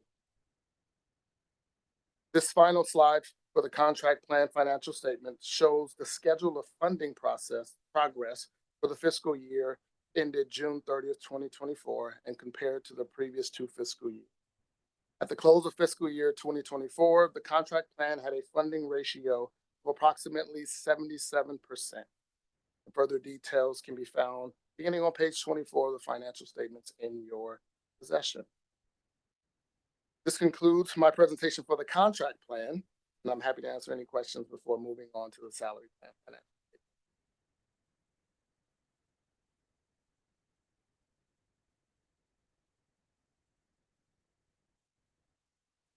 Hearing none. Now we'll take a look at highlights from the salary plan financial statements. Similar to the contract plan financial statements, this presentation will walk through a few financial highlights from the salary plan statements, including total assets at the end of the fiscal year, additions and deductions to and from the plan assets, and the funding progress of the plan as of the fiscal year ended June 30th, 2024. As a reminder for the salary plan, as of April 1st, 2011, this is a closed plan, and non-represented and AFSCME employees hired after April 1st, 2011 are eligible to participate in the company's defined contribution plan program. Okay, this opening slide summarizes the total assets as of June 30th over the past 3 fiscal years. Categories on the left, again, to orient you to the slide, that make up total assets are cash, contributions receivable, and investments at fair value, with the corresponding dollar amount under each fiscal year column header. Total assets for the fiscal year ended June 30th, 2024, totaled $34.16 million, which represents a $1.86 million increase in assets from the prior year, which is primarily due to the change in fair value of investments. Again, all of the assets here are available for payments to retirees and their beneficiaries, as well as to meet the plan's ongoing obligations. Further details of our assets and the net position for this plan can be found beginning on page 6, financial statements in your possession. This next slide summarizes a few changes to the plan's net position during the fiscal year compared to the previous 2 fiscal years, categorized by additions and deductions. Again, to remind you, net position refers to the difference between the plan's assets and its liabilities. During the fiscal year 2024, the employer and employees added approximately $2 million in contributions to the salary plan in accordance with the actuarially determined annual contribution rates. Contributions increased by approximately $400,000, primarily due to increases in salaries and actuarially determined contribution rates. In the middle row of the table, you'll notice that the plan experienced positive investment returns of $2.9 million during the fiscal year, which represents an increase of $1 million compared to the prior year due to favorable market conditions. And at the bottom row of the table under deductions, you will find that the plan also dispersed approximately $3 million in retiree benefit payments. During the fiscal year, benefit distributions decreased by approximately $500,000, primarily due to fewer long-term employees retiring and receiving lump sum distributions. And this final slide shows the schedule of funding progress for the fiscal year ended June 30th, 2024, compared to the previous 2 fiscal years. At the close of fiscal year 2024, the salary plan had a funding ratio of approximately 91.44%. Further details can be found beginning on page 20 of the financial statements in your possession. At the conclusion of the audit, our auditors issued an opinion stating that the enclosed financial statements for both the contract and salary plans are fairly stated and free from material misstatements. That concludes my presentation, and I'm happy to answer any questions at this time. Thank you. Great, thank you. Are there any public comments? Seeing none, are there any comments from the board?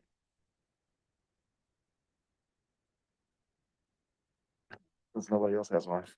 I feel like I've stereotyped you all that, and I feel like you've taken it personally. So you're welcome, board. These are about to get way more exciting, but already you have a magic word that I just kept hearing over and over again, which made this not stale, and that's increase. You just kept saying increase over and over again. So that means you and your team are doing a great job. Great presentation. Thank you very much. Great. I think that's it. Thank you. And then we'll move on to Elizabeth Brown will present agenda item 12. As Elizabeth is getting prepared, then you see all of these were all financial statements that have been done for the year. I always say that January is statement month, and I think we've gone through it. This report that Elizabeth Brown is about to give is something that we talked about a while ago, and I thought we'd fit it into the financial statements, and it talked about our retirement plans and benefits and giving the board an overview. I think the last time we did this was about 5 years ago to a previous board. So we just wanted to give an update on where we our pension and retirement program. And that, I think this is the end of all the statements. Good afternoon, Chair Mejia, members of the board, Mr. McDonald, and all who are assembled here today. My name is Elizabeth Brown, and I am the EDVP of Organizational Development and Administration.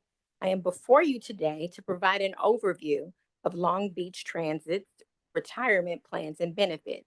This is an information item only. This presentation provides an overview of the organization's retirement plans and benefits, focusing on their structure, administration, and impact. It covers the establishment and governance of the plans and explores both defined benefit and defined contribution plans. Additionally, it describes the unique retirement benefits offered by Long Beach Transit, the medical expense reimbursement, and the lifetime bus pass benefit. As background, on June 30th, 1979, Long Beach Transit, also known as LBT, established a retirement plan for its staff and contract employees. This plan was structured as a governmental tax qualified defined benefit plan designed to provide retirement benefits to eligible participants. On February 28, 2011, the LBT board approved the establishment of the employee defined contribution plans 401A and 457B as qualified retirement plans. In March 2014, the LBT board approved the modification of the LBT pension committee membership to be assigned by position title instead of name. The LBT pension committee consists of the following three members: President and Chief Executive Officer, Executive Director and Vice President of Finance and Budget, and the Executive Director and Vice President of Organizational Development and Administration. The pension committee provides oversight for the defined benefit plans for contract and salaried employees and the defined contribution plans 457B and 401A. The next two slides will provide an overview of our two defined benefit plans. The first defined benefit plan, commonly referred to as the contract pension plan for ATU contract employees, is designed to provide financial security upon retirement. This plan automatically enrolls eligible employees. Participation begins on the first pay period after the employee's service date without any additional action required from the employee. Employees become fully vested in the plan after completing 5 years of continuous service. This means that employees must remain with the organization for a minimum of 5 years to secure their initial rights to the pension benefit. If an employee separates from service before reaching this vesting milestone, they will forfeit all accumulated benefits. This vesting policy ensures that the plan rewards employees who commit to longer-term service for LBT. To fund the plan, employees are required to make regular contributions. The amount of these contributions is determined annually by actuarial analysis of the contribution amount. LBT contributes 10% of the contribution amount, the employee contributes 5%, and the combination above 15% is split equally between LBT and the employee.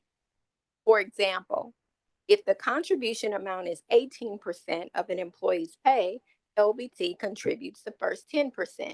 The employee contributes 5%, and 3% is split equally where both LBT and the employee contributes 1.5% each. In this example, LBT will contribute a total of 11.5%, and the employee will contribute a total of 6.5% of their paycheck. Contributions are made on a pre-tax basis. The second defined benefit plan, also referred to as the salaried pension plan, is offered exclusively to salaried employees who were hired before April 1st, 2011, and who were not participating in any other LBT retirement plan. This plan provides employees with a source of income upon retirement. Eligibility for this plan includes a vesting period of 5 years, meaning employees must complete a minimum of 5 years of service to become fully vested. Those who leave the organization before reaching this milestone will not be eligible to receive any vested benefits. As of July 1st, 2011, all eligible employees are required to contribute 5% of their salary to the plan. Contributions are made also on a pre-tax basis. This pre-tax feature provides employees with an immediate tax advantage as it reduces their taxable income while building their retirement savings.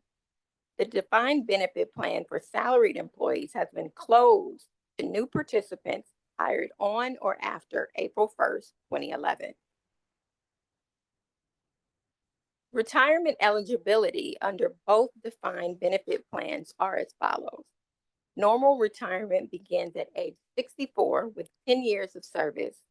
Early retirement is available at age 54 with 10 years of service, allowing employees flexibility to retire sooner with reduced benefits.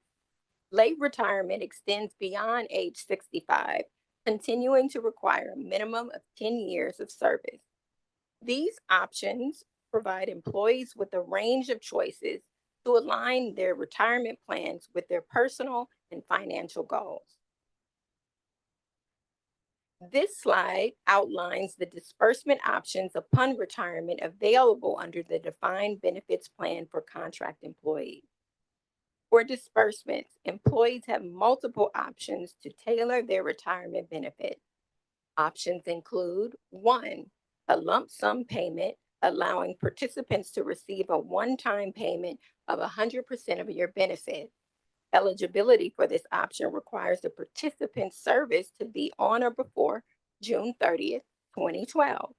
2, a lifetime option, which is a monthly cash payment for the participant's lifetime only. This option does not pay out to a beneficiary upon death. 3, the joint and 50% survivor option provides a reduced monthly lifetime benefit. Upon the participant's death, 50% of the monthly benefit amount continues to be paid to the spouse for the remainder of their lifetime. Payments cease upon the spouse's death. 4, the joint and 75% survivor option provides a reduced monthly lifetime payment. Under the participant's death, 75% of the monthly benefit amount continues to be paid to the spouse for the remainder of their lifetime. Payments cease upon the spouse's death. 5, joint and 100% survivor provides a reduced monthly lifetime payment. Upon the participant's death, 100% of the monthly benefit amount continues to be paid to the spouse for the remainder of their lifetime. Payments cease upon the spouse's death. 6, the final option is a period certain annuity, which is a modified monthly payment provided for a certain period of time, not to exceed the life expectancy of the participant or beneficiary. This slide outlines the disbursement options upon retirement available under the defined benefits plans for salaried employees. As shown in options 1 through 6, the first 6 disbursements mirror the previous defined benefits plan for contract employees. Salaried employees are offered an additional disbursement option shown in number 7. The 25% lump sum, 75% lifetime or joint and survivor option. This option includes a one-time lump sum payment of 25% with the remaining 75% distributed as a monthly benefit. This monthly benefit can be structured as lifetime, joint in 50%, joint in 75%, or joint and 100% survivor. Public Agency Retirement Services, or PARS, coordinates the administration of LBT's defined benefits retirement plan. PARS fields inquiries from participants, retirees, and beneficiaries, providing benefit estimates, calculations, and clear communication about plan provisions. They also supply educational materials to help participants better understand their retirement plan. As part of their administrative duties, PARS collaborates with LBT and the trustee to ensure accurate benefit estimates and calculations. Beyond administrative services, PARS serves as the central point of contact for both agency staff and plan participants. LBT has 2 types of defined contribution plans. The first is a deferred compensation plan, commonly referred to as a 457B plan. The 457B plan is available to all LBT employees, providing an optional retirement savings opportunity that complements other retirement benefits. Participation in the plan is entirely voluntary. allowing employees to tailor their retirement strategy based on their individual needs and financial goals. One of the key features of this plan is immediate vesting.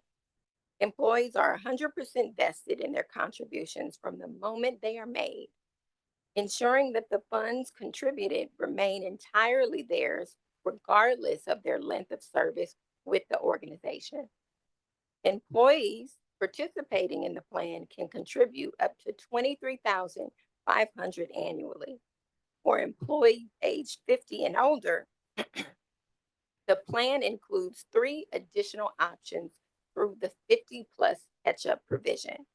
The first allows for an extra $7,500 in contributions each year. The second is a special catch-up provision that permits increased annual contributions on behalf of a participant available 3 years prior to normal retirement age. This allows employees to make up or catch up for prior years in which they may not have contributed the maximum amount to the 457B plan. The catch-up limit is the lesser of A, the annual contribution limit for the year, or B, twice the annual contribution limit. The third option is the new Secure 2.0 Act of 2022, also known as Secure 2.0. This option is also an age-based catch-up contribution. This catch-up option increases the participant's catch-up contribution amount to the greater of $10,000 or 150% of the regular age 50+ catch-up. Thank you so much.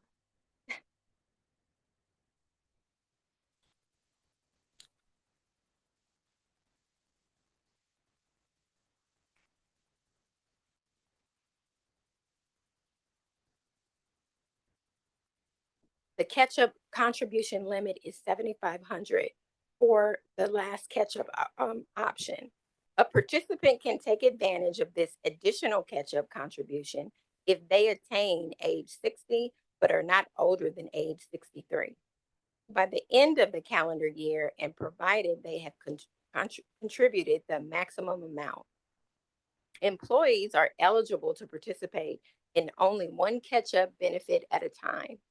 This provision is designed to help employees nearing retirement maximize their savings by taking advantage of higher contribution limits. The second defined contribution plan is a matching contribution plan, also known as the 401A. This plan is available exclusively to non-represented staff and AFSCME employees who were hired on or after April 1st, 2011. This plan is designed to provide a structured retirement savings option for eligible employees. Employees become immediately eligible to participate upon hire, ensuring accessibility to this benefit as part of their employment package. Employees who are currently enrolled in the defined benefit plan or pension and were hired before April 1st, 2011 are not eligible to participate in the 401A plan. This distinction helps maintain alignment between LBT's retirement benefit offerings and ensures that employees do not participate in overlapping plans. To vest in LBT's contributions to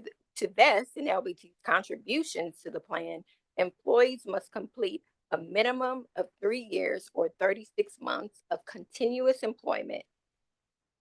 This vesting period is a key feature of the plan, rewarding employees who demonstrate longer-term service to LBT. As demonstrated in the illustration on this slide, under the 401A plan, LBT provides a non-elective contribution equal to 5% of the employee's salary. Additionally, the organization offers a matching contribution of up to 5% for employee contributions made to the 457B plan. This combined structure allows employees to benefit from both LBT's automatic contributions and additional matching incentives, resulting in a potential total contribution of 15% of the employee's salary toward retirement. For the purposes of retirement eligibility under the 457B plan, normal retirement age is the earlier of the earliest retirement age under LBT's defined benefit plan or pension plan, which is 54. For the 401A, normal retirement age is 64.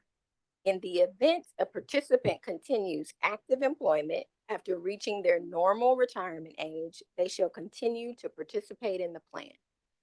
In addition, under the 401A plan, early retirement is available at age 54 with 10 years of service, allowing employees flexibility to retire sooner.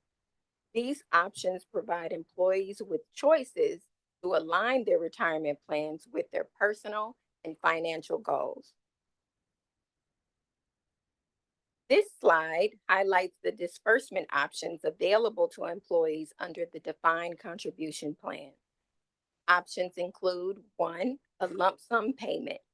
This option provides a single lump sum payment for those seeking immediate access to their funds. 2, a partial lump sum payment for a mix of immediate and ongoing income. 3, a direct rollover option to transfer funds into other retirement accounts tax deferred. 4, an immediate or deferred annuity. Employees can choose installment payments, monthly, quarterly, semi-annually, or annual installments for regular income over a period of time not extending beyond the applicable life expectancy, which is determined in accordance with IRS code regulation. 5, a joint and survivor annuity where periodic payments contingent on the life expectancy of the participant and another person selected by the participant. 6, the final option is a combination election option for a tailored approach. A combination of one or more of the aforementioned disbursement options are available to the participant. These choices allow employees to customize their retirement disbursement to align with their financial goals and preferences.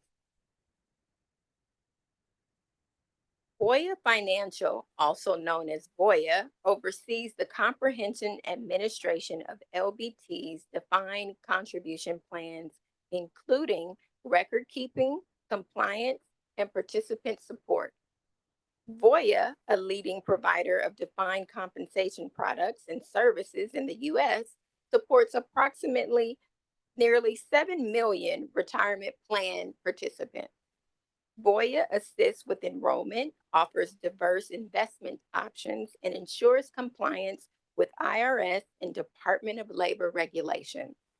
Voya simplifies withdrawals and provides educational resources, including workshops and access to financial advisors. Voya also supports LBT's fiduciary responsibilities through plan reviews and fee transparency. By streamlining operations and offering personalized support, Voya empowers employees to build secure financial futures. The next 2 slides will provide an overview of LBT's unique retirement benefits.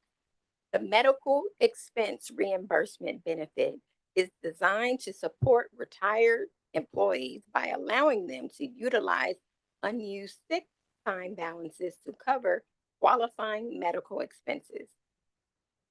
This benefit extends to both the retirees and their eligible dependents, which include children under the age of 19 and a spouse or registered domestic partner. Currently, retired employees can convert their accrued sick hours into funds that can be applied toward a variety of healthcare related costs. These include medical, dental, and vision premium, co-pays, and other out-of-pocket expenses for both the retiree and their dependents. By offering this comprehensive reimbursement program, LBT provides retirees with a valuable resource to help manage healthcare costs and access to essential medical services during retirement. Almost done. The final benefit being presented today is the lifetime bus pass benefit. This benefit provides retirees with the LBT bus pass that allows for unlimited free rides on all LBT buses, ensuring continued mobility and convenience. The bus pass must be renewed every 5 years by completing a new LBT retiree bus pass request form and exchanging the expired pass for replacement. In addition to the retiree, qualifying dependents, including children under 19 years of age, spouses, or registered domestic partners, are also eligible to enjoy this benefit, extending its values to the retiree's family. This lifetime benefit underscores LBT's commitment to supporting its retirees by enhancing their quality of life and maintaining their connection to the transit system they serve. Thank you. This concludes the information item and overview presentation of LBT's retirement plans and benefits. Are there any questions? We'll go to public comment first. Is there any public comment? Right. Moving along to board discussion. Anybody have? Okay. Hi, thanks for that report. That was a big effort. I appreciate that. Thank you.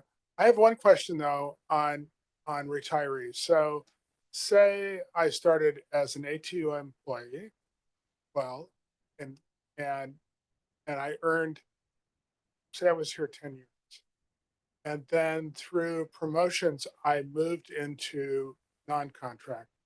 What happens to my retirement? It's my understanding that once you participate in a plan that you continue and then, but you won't have the other options for the contribution plans on the defined benefit plan. So if you are participating in the pension plan, you don't have the option to participate in the contribution plan. You can participate in the 457B plan. Okay. But what I'm getting at is I'd like you all to look at, I don't ever, the problem I have with government is we're all trying to do the right thing.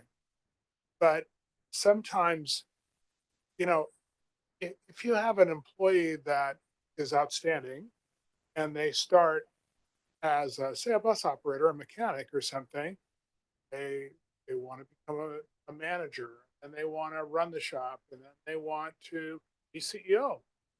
I want to make sure, I would encourage staff to fashion a retirement plan that doesn't penalize an employee for making those jumps. Because it's been my experience in my own operation that it's actually punitive, that to make the jump from union employee to non-contract, it's a big move for them. It's a big sacrifice because they have to, they lose out on some of these benefits. So anyway, I just encourage you to think about that going forward. You mentioned the people who are in the plan. That's why the plan is closed, because we have a closed plan. Once they're in the plan, they stay until they retire, but then there are no, you can't jump from one plan to the other. So you stay in the plan that you're in and go the next step.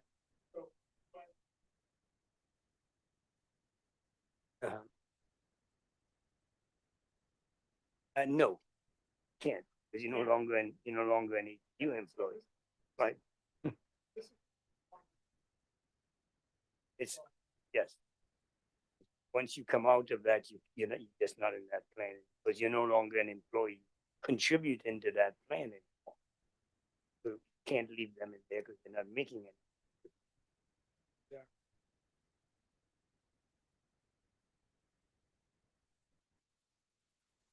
Any addition? That's a fascinating question. I'd never thought about it. So I guess the question is, how might, maybe we should ask for a report back on how we might address that. Because if I'm, I don't know, for lack of a better term, a line employee, and there's an opportunity to become management, and I want that because I want to help take LBT to the next level, and I apply for it and I get it, um, maybe we should consider asking for a report back on how we could reconcile that so that the I don't person, know that we so need. that the person Sorry, sorry, I'll doesn't let you lose finish. out. So, I mean, I don't know the answer to that question. I don't think it's really fair for us to expect an answer to that question right now. I think it's a really great question, not just for LBT, but just in general. So I would, um, ask the chair if she'd like to entertain a motion, or if Mr. Sutton, if you'd like to make a motion to have that report sent back. I'm not really qualified to word it, but I think it's a great question. What would-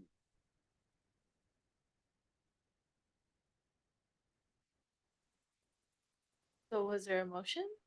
Sorry. All right, I guess I am qualified to word it. Madam Chair, I'd like to make a motion that we ask for a report back from staff on potential solutions to address retirement benefits for employees that might like to move from one segment to the other relative to the 457 Plan B. So, I'm sorry, but we can't make a motion. It can be a board request item, but we cannot make a motion. So I'll put it down as a board request for information. So I would put it in writing, but it exists right now. So I'll just put it in writing and report what is the existing practice. So an employee can go from one to the next, but I would put it in writing. It's just, it can't stay in the convention. So, But we don't, I don't think they get penalized, they just go into another program. Can't stay in that program no longer. After April 11, 20, after April, what's the date? That April 1st, 2011, the plan is closed, so no one can enter that plan. But I will put it all in writing, send it to the board. great. So we will have that as board request. Right. I have one more question on that. Why, since this is an item before the board, why can't we make a motion on it? What is the point of order here?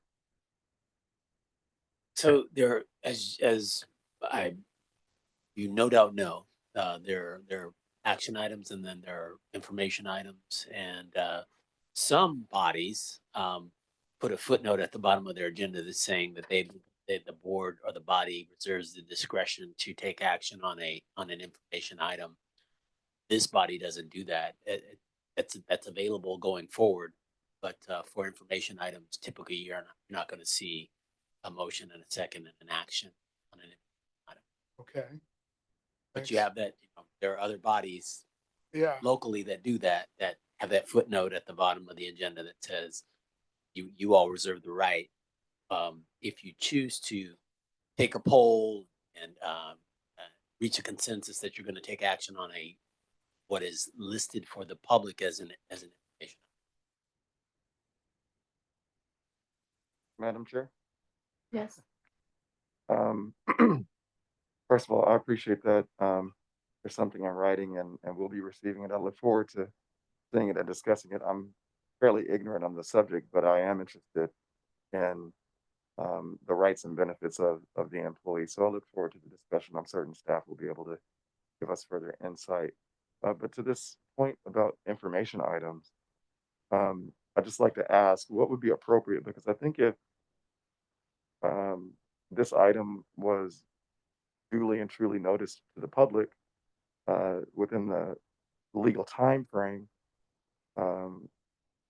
things like this, when we might want to call it audible, it would be nice to be able to, when we want to, vote on them. So is that something going forward that we need to make an action so that if something is an information item in line with what other bodies do, but this body doesn't, that will allow us to take an action on information items? What do we need to do to be able to be empowered to do that going forward?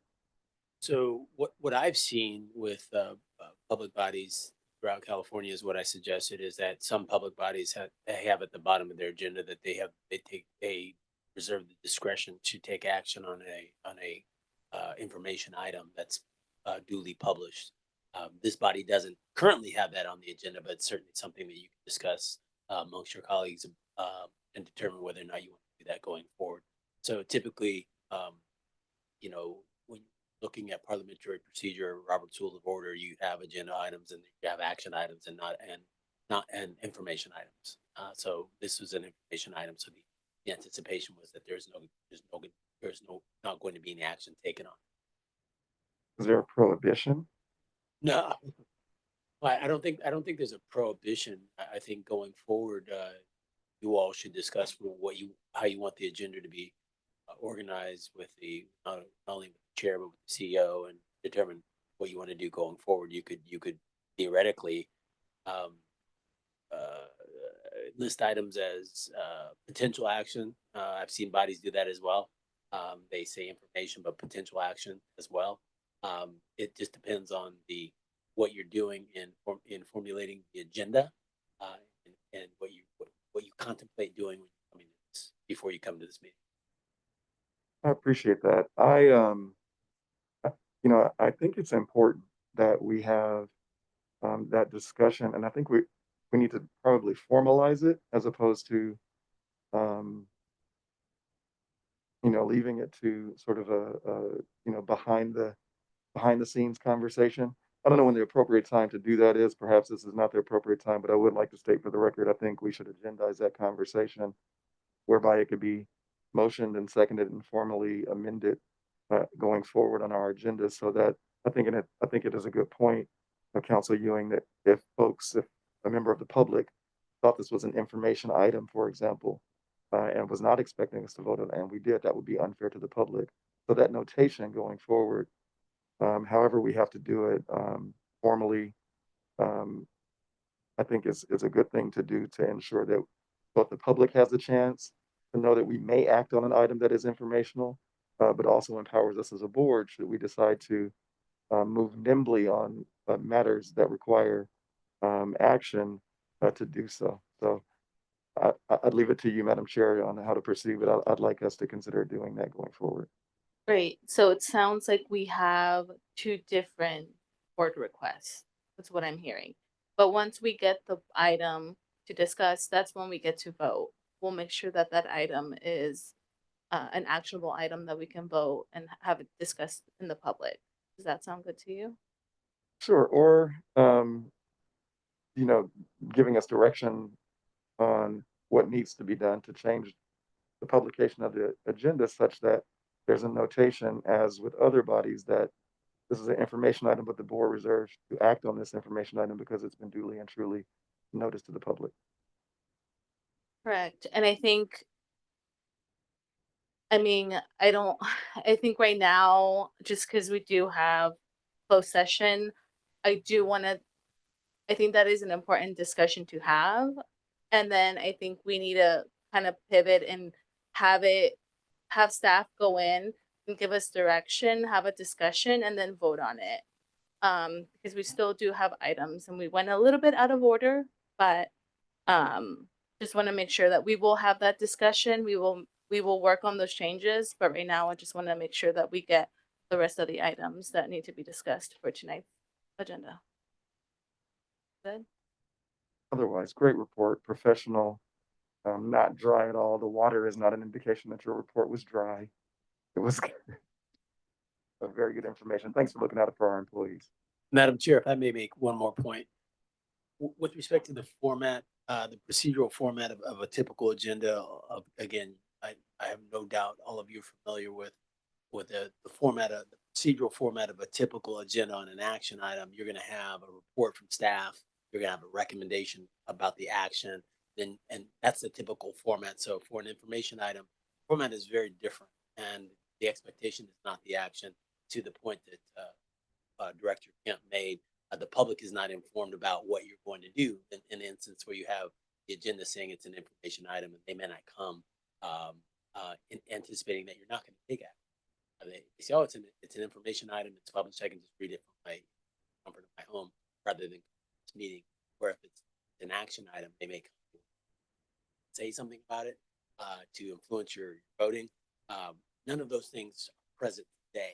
That's why I'm encouraging you to follow the course that Madam Chair laid out, which is to prepare something, have a discussion later, and then make an action item. And then Director Angeles had something to say. I just want to share my personal support of the general counsel on 30 years as a city attorney. So I think you do, in order to be compliant with the Brown Act, be specific with respect to the action that the board takes. And otherwise, to your frustration that you can't be nimble. Because the reality is the public needs to know what you're going to discuss and what you're going to act upon. Doing it on the fly here doesn't give them enough notice to actually comment on it or have us basically go through, which is why it was the Brown Act was initiated and then implemented to begin with. So I'd be interested in those jurisdictions that take on that particular role and how much lawsuits that they've been into in terms of actually being challenged on it. So.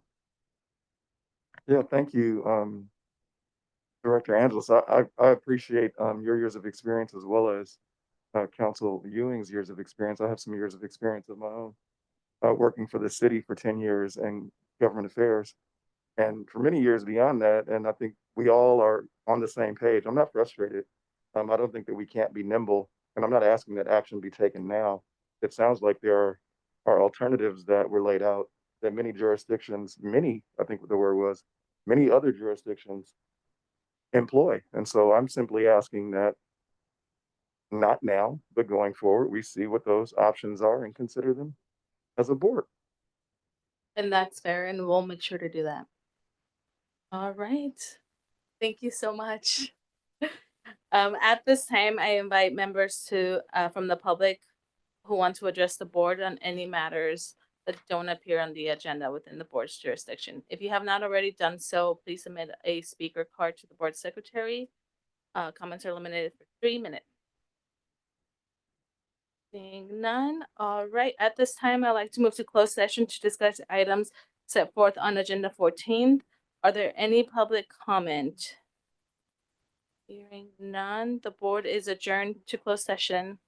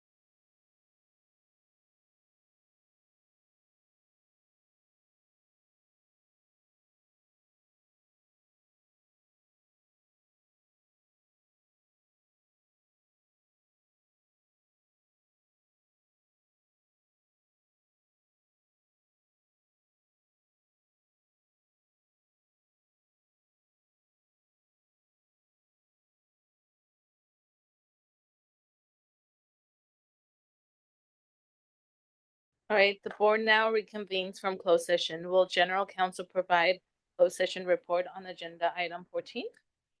Thank you, Madam Chair. The board, council, and Mr. McDonald met in closed session on agenda item 14. No action was taken, direction was given. That concludes my closed session report. Great. And now we are going to board requests. Looks like we have 2 board requests.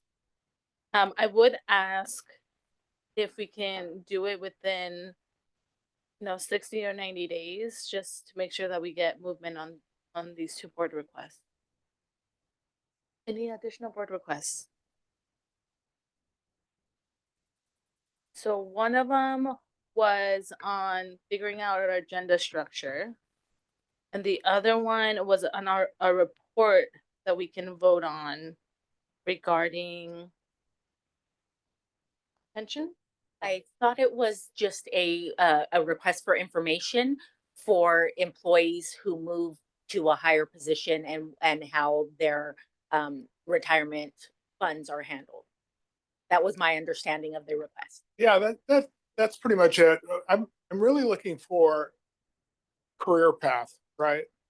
And I don't want a 2-tiered employee kind of relationship, oh, well, you're union and you're non-contract, and we're going to make it as hard as possible for you to promote up through the ranks.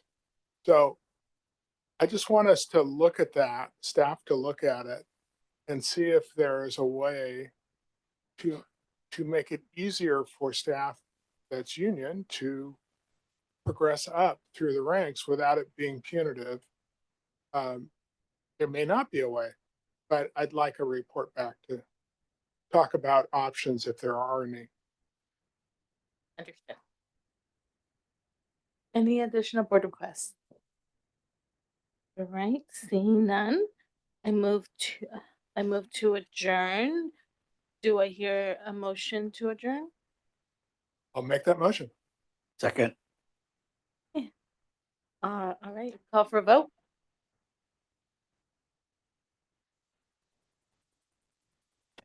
Chair Mejia, Aye. Vice Chair Sutton, Aye.